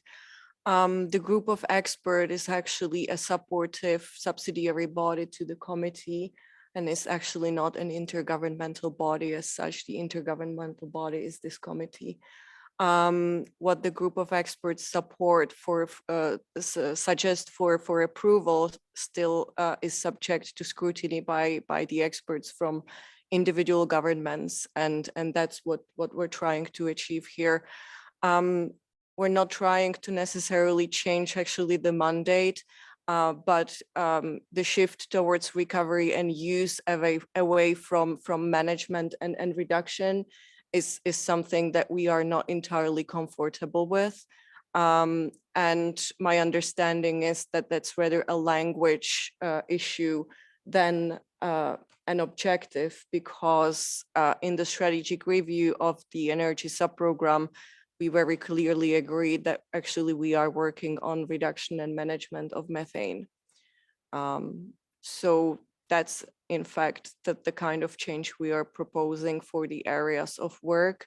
In the mandate, I think these are mostly clarifications, because mentioning mitigation of climate change between two semicolons does not seem as a clear mandate to me, or the support of sustainable development. So that was a proposal to make it clear the connections between the three areas. Russian Federation. Thank you. I understand this concern, and I also see that we addressed it across the text of the report of the committee, where we added reduction. I had the question before I raised it, but I'm ready to take off the concern I had there. But I would still have concern in getting into an expert document and renegotiating it. Again, like I see the I see the changes introduced now.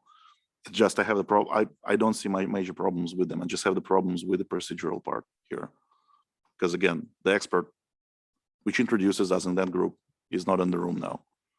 And also, like, this text has been negotiated by the experts. I'm not the expert in coal mine methane to evaluate whether this should be incorporated in the text or not, frankly. And I won't take such responsibility.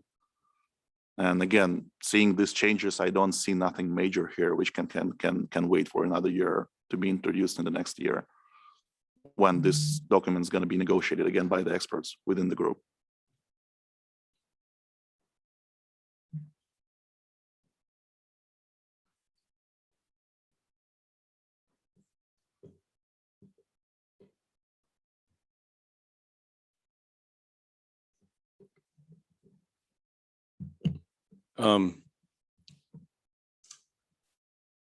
It's been suggested that one of the things that we could do is we could approve the document, and that would be prior to these additions, but make certain that the group of experts actually takes into account the concerns about this lack of language, and we can address it.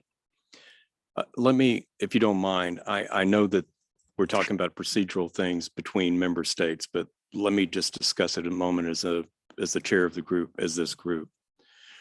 You know, the words that are being used here actually are used by us all the time. And one of the problems is that among us, we use slightly different language that generally mean the same thing, but the specificity probably isn't where it should be. Let me also say that as an expert, the management of methane means nothing to me. I don't know how you manage a molecule like that, quite frankly. But what does mean something to me is that it's a very powerful greenhouse gas. And anytime we have the opportunity to make mine safer, make certain that it doesn't go to the atmosphere uncombusted, all of the things that we would like to have to make it a sustainable approach to reducing emissions, I think are fine. And I don't see that there will be a great deal of problems accepting this language. But if we can do it in a way that makes the member states happy procedurally, I'm willing, obviously, to do whatever. I'm also willing to take this up again, and we can have another in our next meeting.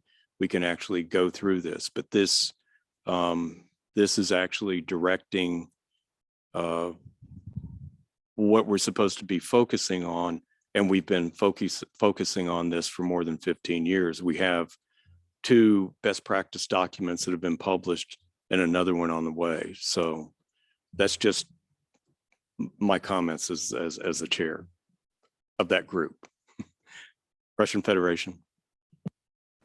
Thank you, sir. And well, the explanation provided actually just gives me another argument to say, what's the urgency in just opening it up and changing it now? As an option, what I can suggest, like, to be procedurally correct, and can we adopt the report as of the group as it has been submitted to the committee, but with the understanding or saying somewhere in the footnote that the group might want to have some additions to be submitted to the committee, like informally. I don't know how this should be conducted. Because again, like, my representative is not in the room. And also, like, as far as I understand, he negotiated this language with interpretation. And can we do it now? Can we just circulate the changes in Russian language? I don't want to go this path. Yeah, and also, no, I like, get another it. problem that I also have last minute comments in the report of the group of experts on clean energy. I mean, I'm just really trying to, dump off those, and right after I engage in this document, I won't be able to do it. So we're gonna go in series 2, and I'm gonna probably have to table them as well. But really, I don't want to go down this path. And as rightfully you're saying, I don't see any major thing here which requires such urgent attention of the committee. Thank you. European Union. I was going to propose a silence procedure on that. We do have that opportunity to do now, if that's just a matter of getting the clarifications from your respective experts. I do think, and I do understand our limitations, but I do think that this committee does not have to automatically approve every document that is submitted to it. And we should be able to either engage or, I mean, in the worst case scenario, delay the adoption of a document. I'm also not a big expert on energy, so I understand our limitations. I'm just trying not to delay because of what I consider clarification language, the adoption of this document for another year. We can also send it to ExCom for approval. May I ask a generic question, please?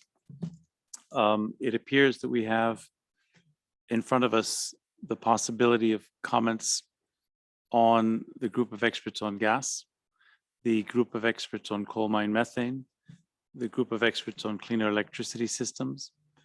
So the same question will come up for each of those documents. If you're proposing some sort of a silence procedure, that would then involve the committee saying, we request that the groups of experts consider the following comments through a silence procedure that would then get approved by the committee ex post and then submitted to ExCom, if I'm understanding what your position is. I'd be interested to see if that's something that would be a workable solution for the Russian Federation.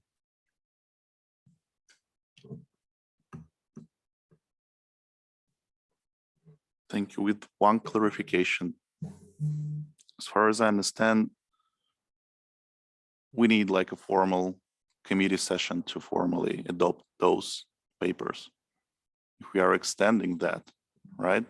So you would need to reconvene the committee, right? Or not? You are not right. Because technically, like, you do this at the formal session, and the formal session will close, hopefully, today at 6 p.m., right? So the session will be closed by the moment you are going to adopt the changes to the papers. So I'm really concerned about it, frankly.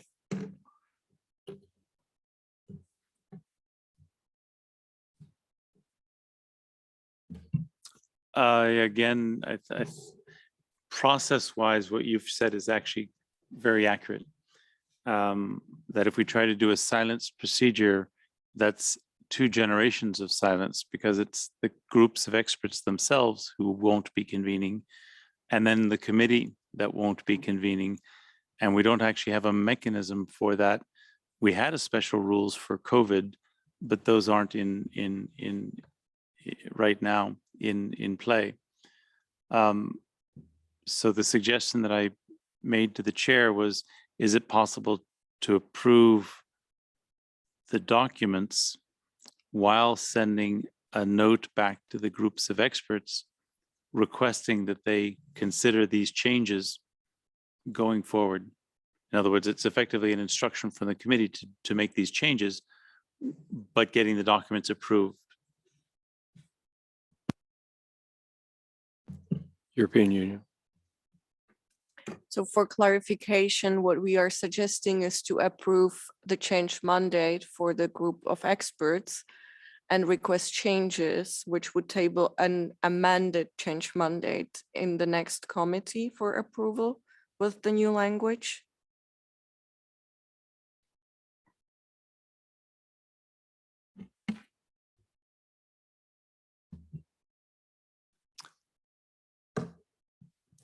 If we approve the documents today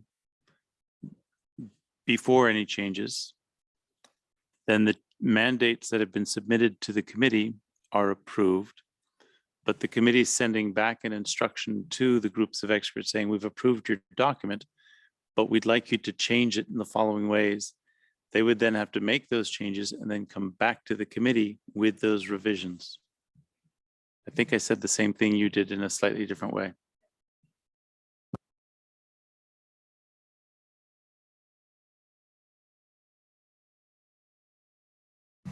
If you don't mind, as the chair of the group of experts on coal mine methane, the Russian Federation was correct. We did negotiate the language here, and I recognize that it was with the use of an interpreter. Quite frankly, there wasn't, when we say negotiate, I don't think the negotiation was at the level that you're probably thinking. We talked about some of the wording, but actually we were more concerned about the name change than we were about what we've been doing for the last 15 years. So just from a personal standpoint, it's important for us to have this change of mandate. It's important for us to have the change in name. We're having a meeting in March, and we can redress these issues if we need to. But and no way does the addition of these words either literally change our activities or keep us from doing the activities that we're doing. I mean, with the exception of using the new name Just Transition, because we haven't been engaged in Just Transition in a way that we call it that, but we've actually been dealing with that for a number of years. So what I would ask is that we do something that allows comfort among you, but also allows us to move forward with in principle, the mandate and the name.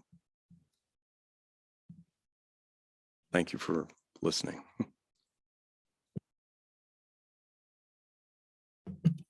Russian Federation. I mean, you're just asking me for what I can't give you, because I'm trying to reach my colleague, Mr. Shumkov, and technically it's already almost 6 in Moscow and we finish office hours at 5 on Friday. So again, I can't do it. You do it without his expertise. I'm sorry. So we rather and also still I can't get it procedurally. So if we can't do it a delayed adoption.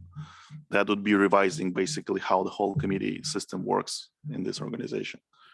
And then I'm not authorized to go for that decision. European Union.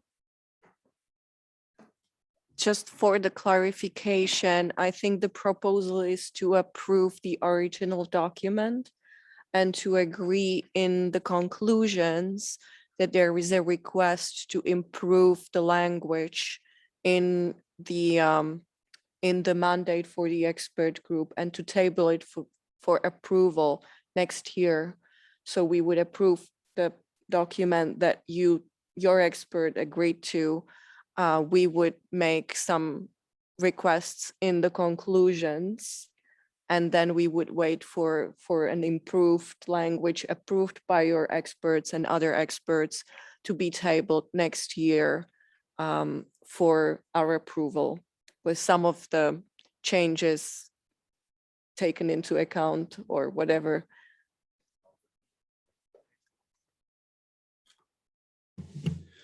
Yes, thank you very much. And certainly, I'll promise you that we'll talk with Mr. Shumkov. There will be other probably input from others as well, but we'll work hard to make sure that we can address any issues and come up with language that's mutually acceptable for everyone. So I appreciate that. Okay. So we need to move forward to find a place in this with the recommendation that you just made. Is that correct? It'll be in the conclusions and recommendations of the committee, so we can go back to that document. European Union. I apologize. I would like to make a few more remarks on document 2021/11, which is on the expert group on gas. we've noted that there in item G, there is work on gas in transport to continue until the end of 2023, but the ongoing project is only until May 2022. So we requested that change in the document. And also there is reference to hydrogen, whereas all the work is on sustainable hydrogen, including the official name of the project, hopefully to be approved in October in EXCOM. And if I may, one more remark, in 2021/12 on renewable energy, we would like to see more work on promoting renewable energy in the ECE region. And to this end, the deep dive in renewable energy should be launched as soon as possible. And therefore, we would like to invite the Secretariat to actively seek funding for such a project.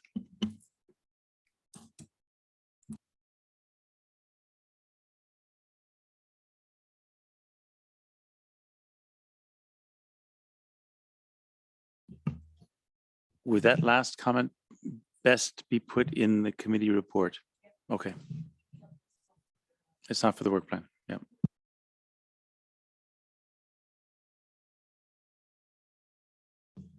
Okay, so we now have the draft of the report up on the screen. And so honestly, I need guidance on where we want to go to put this this addition. I think we want to go back up a little bit to the beginning of this paragraph. All of the others above said that the committee was invited to do lots of things, so that didn't change. It's when we get to the decision on 72. It's the first 72 though. So we have the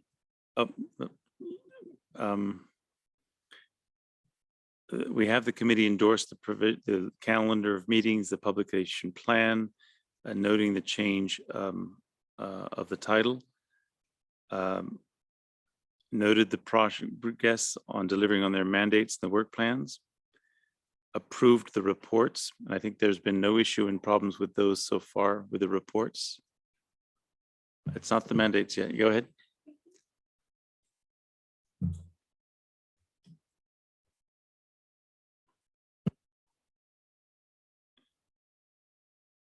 Thank you. I know it's not the mandates, but I also noticed that in previous year, we took note of the report. So my question is whether we need to approve them or whether we should not just take note of them, considering that we are not experts and we, Yeah. Took notes of the reports. So it's C, yeah.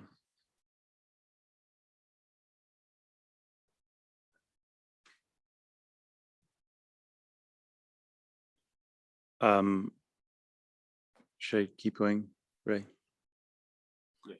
So under B above 72, you've gone too far down. You took note of the reports, approved the extension of the mandates of the groups of experts on cleaner electricity system, on energy efficiency, on gas, and on renewable energy.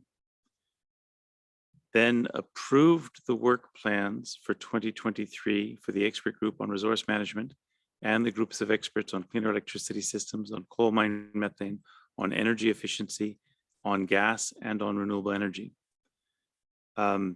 That's where we need to put in the language that we've just said, that the committee requested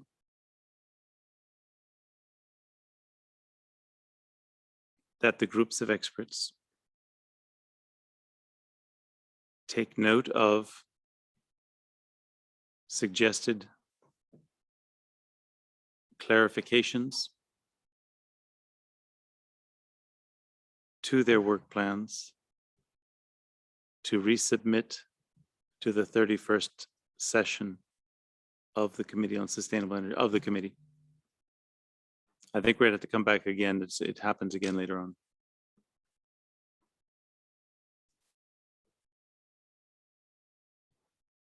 It, it needs to be requested that the groups of experts, right? Yes. Yes. And it's part of the same paragraph. European Union. Thank you. I would prefer that they reflect the suggested clarifications in their work plans.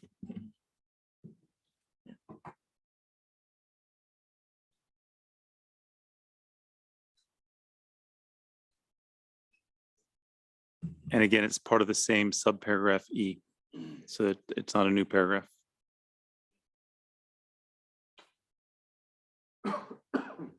In their work plans, not to their work plans.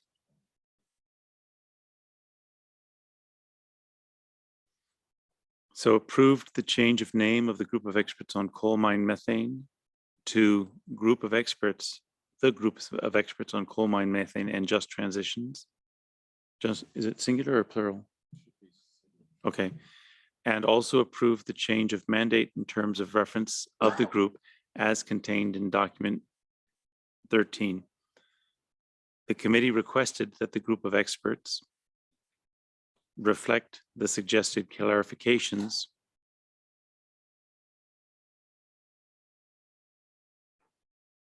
in the mandate and terms of reference.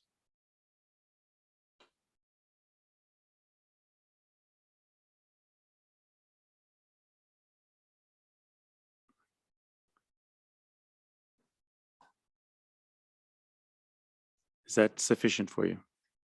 Does that satisfy your concerns? No. With the current formulation, we're basically not leaving the floor for any consideration within the working groups of the suggest clarifications. And since we're not like, you know, supplementing the report with those clarifications, it's not even clear what we ask them to reflect.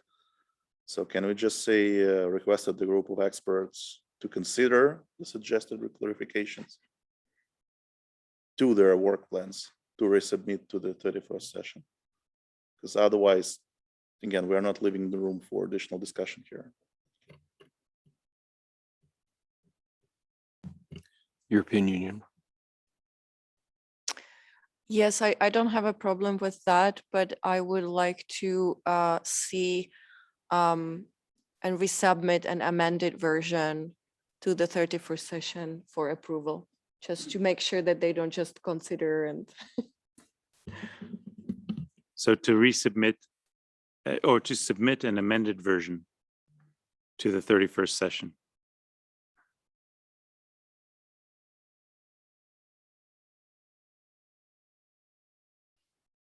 So it's submit rather than resubmit. Do we need to make that same change at the end of E? No? Okay.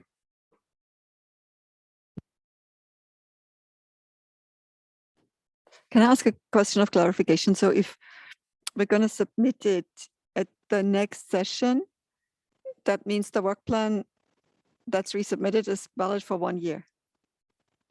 So we essentially don't change the work plan length, or what have we agreed to? We're going to have some changes in the language, but as Ray has just mentioned, it's not going to actually change the work or the work plans. It's just clarifications to the language. So there would be no case to change the tenure or the duration of that mandate.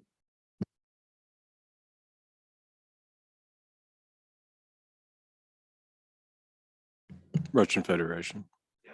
Thing would go for the same thing would go for the item E. Also to change reflect with the consider, and also to change amended version, to submit an amended version to the 31st session.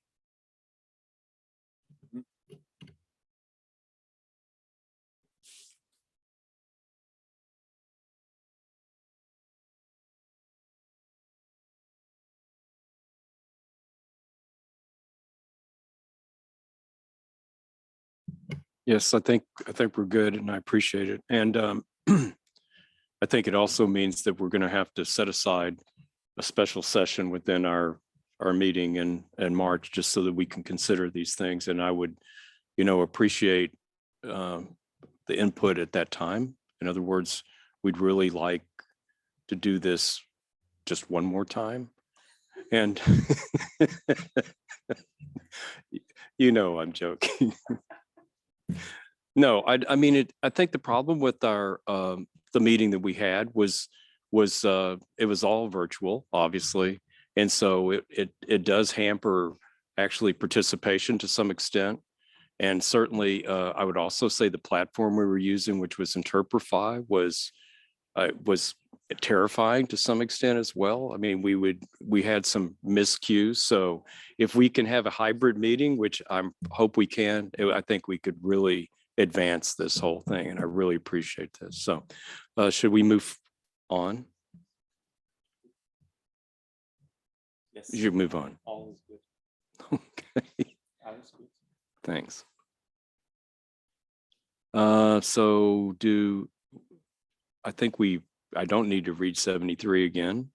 And so let's 74, endorse the supplementary specifications for the application of the United Nations Framework Classification for Resources to Petroleum, referenced in brackets, and the supplementary specification for the application of the United Nations Framework Classification for Resources to Minerals. Again, referenced in brackets. Any comments? Let's see any. Let's move ahead, please.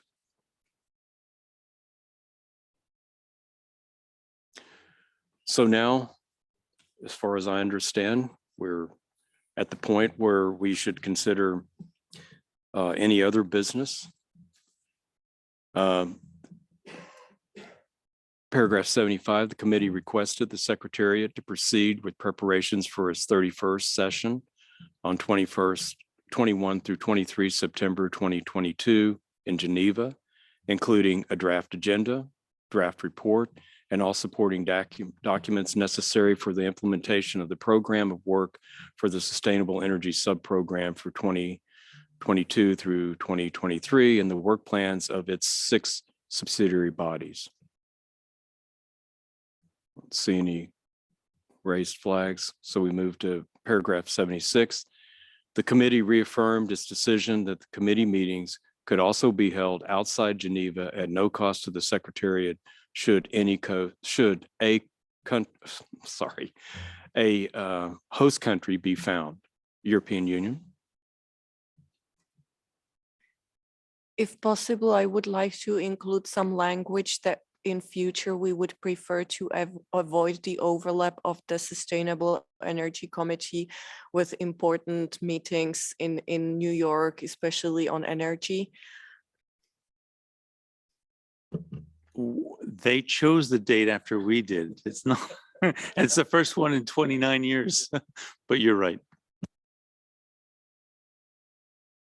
You're not just talking about New York, you're talking about in general, because we actually do try to avoid overlapping. And frankly, November tends to be better than early September or September. And previously, they've been done in June, but that was a long time ago. So this idea of moving back to November might be something to consider. I'll ask Charlotte and or Stephanie. I'm not sure we have flexibility for next year because I think the agenda is pretty tight. Thank you. Yeah, and particularly with the renovation work going on, there's real constraints on meeting rooms, but we'll do our best to explore whether it is possible to move to in November, and then we'll try and liaise with the Secretary General that he doesn't organize an event at the same time. Thank you. I was joking. Thank you, but noted.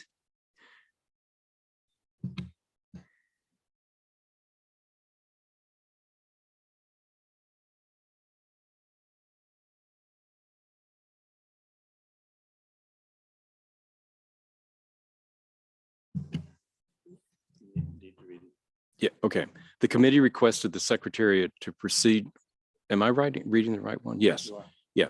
The committee requested the Secretariat to proceed with preparations for the 31st session on 21 through 23 September 2022 in Geneva, including a draft agenda, draft report, and all supporting documents necessary for the implementation of the program of work for the Sustainable Energy Subprogram for 2022 through 2023 and the work plans of its 6 subsidiary bodies. Preference should be given to dates avoiding overlap with other energy-related high-level meetings. European Union. Apologies, I was preparing myself for paragraph 76. We've had a number of discussions in sensitive situations when it comes to hosting of committees in other countries. I would prefer to delete that paragraph, especially if there was a decision already previously, and maybe we don't have to repeat it.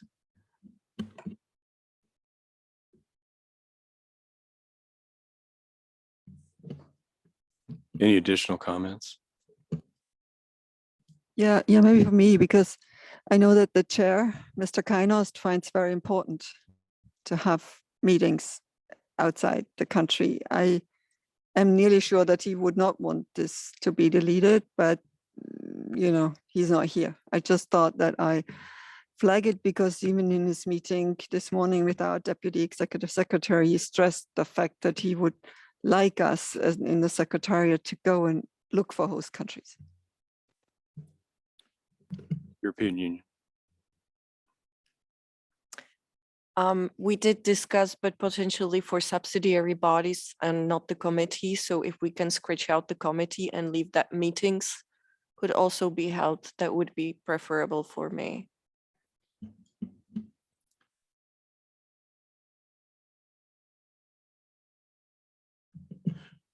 Okay, so it now reads, the committee reaffirmed its decision that meetings could also be held outside Geneva at no cost to the Secretariat should a host country be found. Moving to paragraph 77. The committee thanked all non-government stakeholders for their continued contributions to the work of the Sustainable Energy Subprogram and renewed its wish to involve these stakeholders in its activities and meetings. I don't see any comments, so we move on.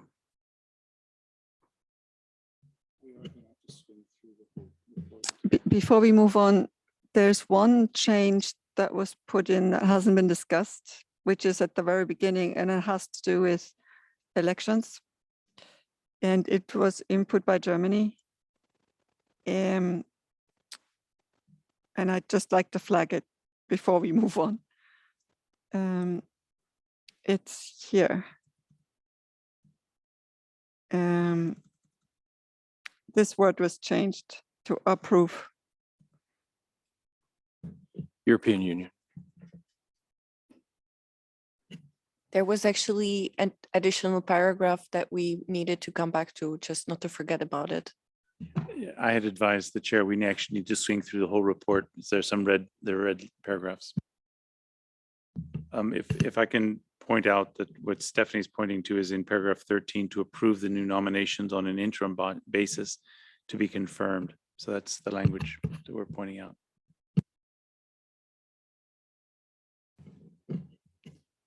Any comment related to that? Do you prefer that I read the whole paragraph again? No, okay.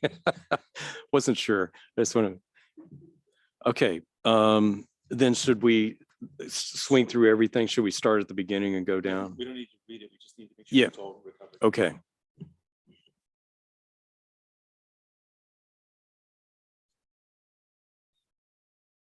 Okay, is that the beginning? Okay, let's go. Let's just go to the next red paragraph, please.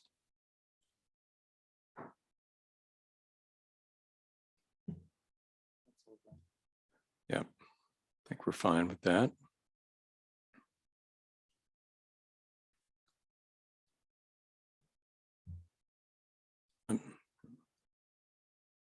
Please continue until we find your changes.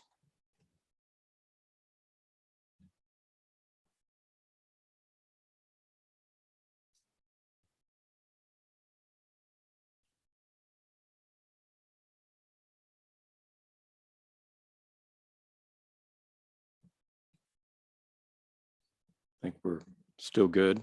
Let's keep moving.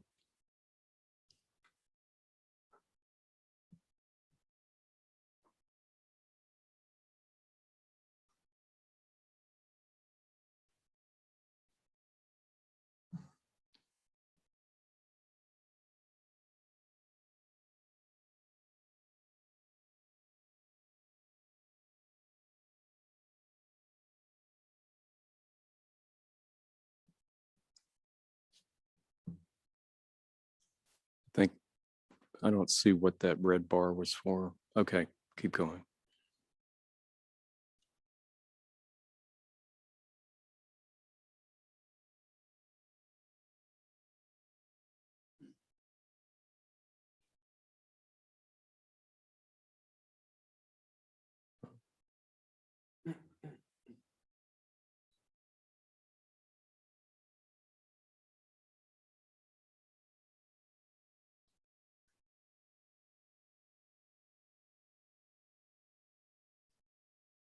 Okay.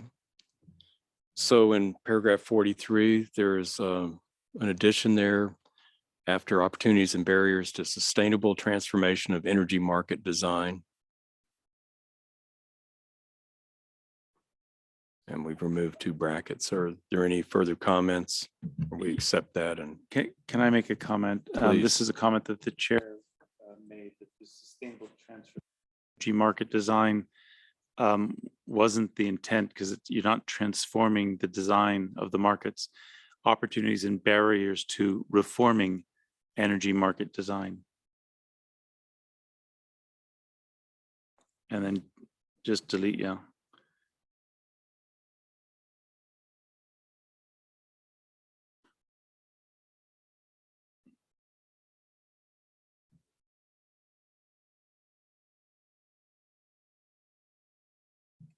Is that acceptable? I see a nodding on the right. And the European Union. I'm missing the sustainable there a little bit. So I know that this is going to be a hard one, but reforming energy market design towards greater sustainability. Sustainably.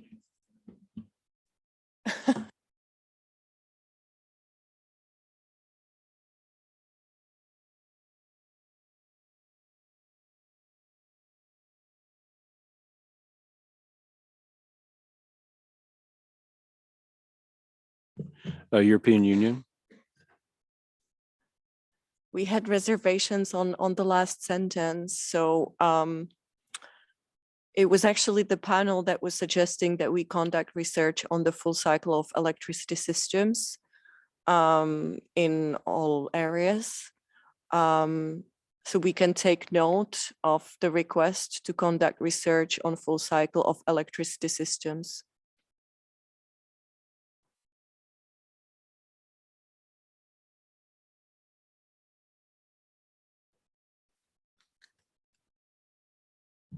Russian Federation.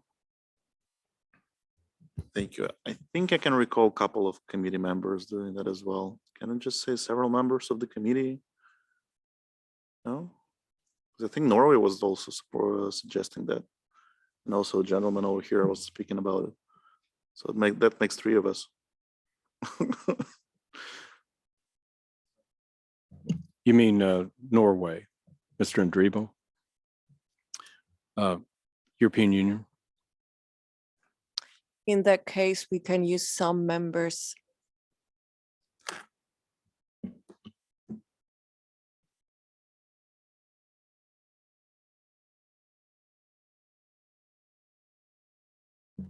Please mark 43 blue.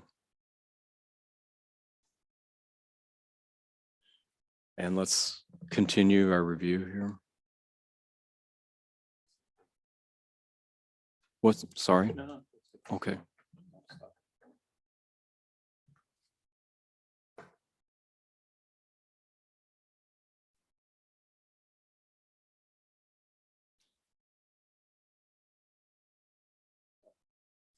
Stop there so we can review 55.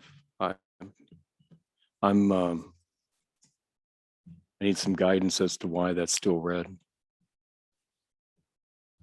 European Union. I can provide that guidance. We agreed on that language in a small group during the lunch break, so it's good for everyone else to see it. In that case, I'll just read it. The committee concluded that it is necessary to agree on a comprehensive and science-based terminology and classification of different types of hydrogen that will provide a clear taxonomy and foster collaboration and investment flows and support a better understanding of the origin of hydrogen to accelerate its sustainable deployment. There's no further comments. We accept it as read. Let's.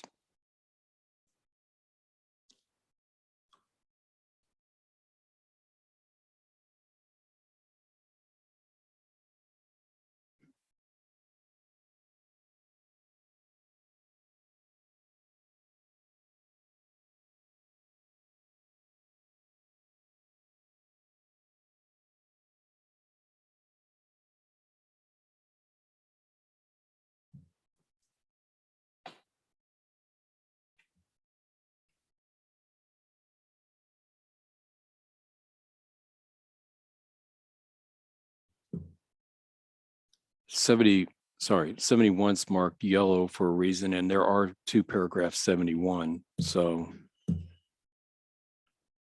I'm not sure why the first 71 is marked yellow. Does anyone know? Ms. Griffiths? Or, sorry. Sorry, you go. I think we marked it so we wouldn't forget it. It's been resolved now. Yeah. I can't switch it off. But we are going to have to, and I don't know if you want to do it now, I don't know what that would do to the to the formatting, but we need to make note that there are two paragraph 71s.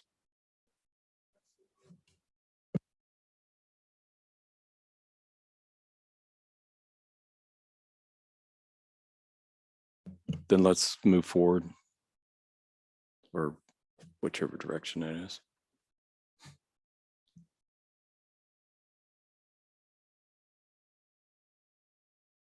Okay, let's focus on paragraph 73.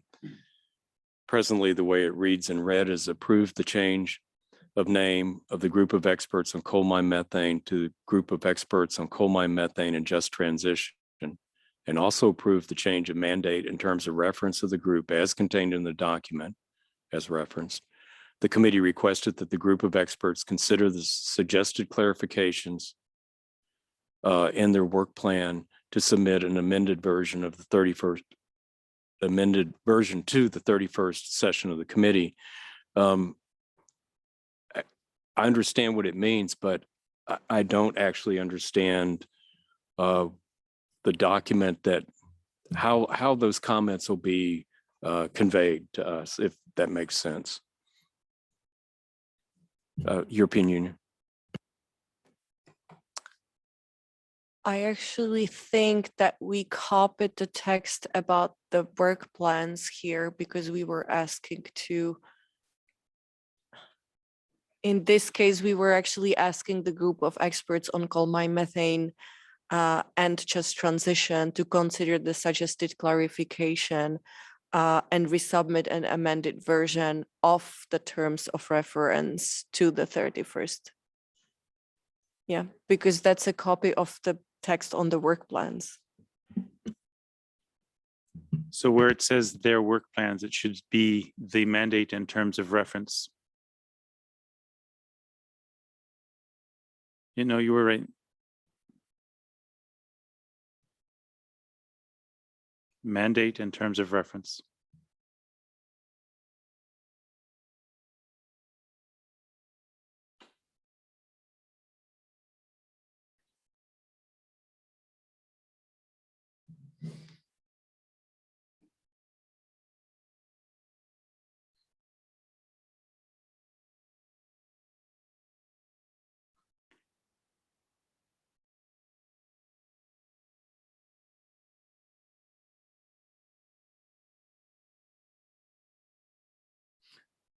No, it's not mandate. Work plan's already covered above, isn't it?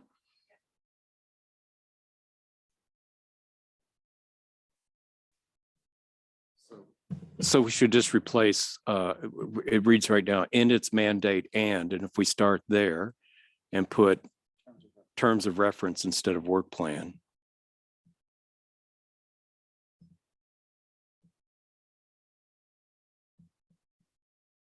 I think that's correct now.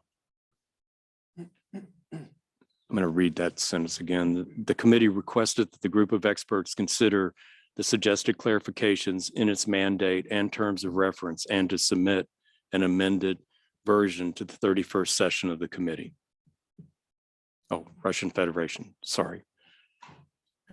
One last change, I promise. Can I change amended to revised version? Because they would consider it. If they find it necessary to revise it or amend it, then it's practically the same. Because right now it says that we necessarily should amend it. I'm pretty much sure they will, but I'm just setting up like safe zones here. Thank you. Would you want to make the same change in 72 Yes. revised version?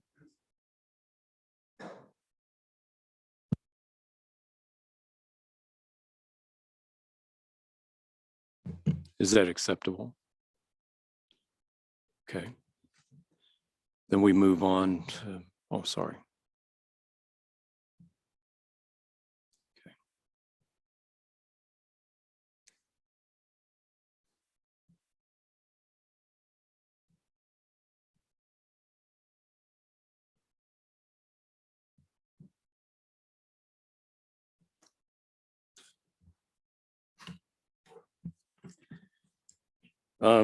So the final action here really is the adoption of the report. And we have reviewed the text. And over the course of the meeting, agreed to conclusions and recommendations. I invite any final comments or discussion.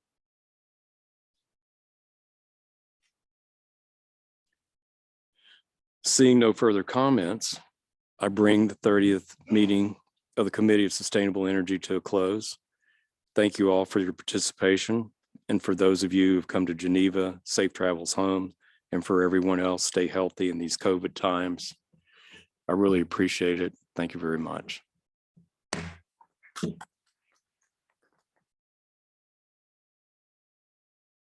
For all of you who are still online, we have brought it to a close and thank you for your participation.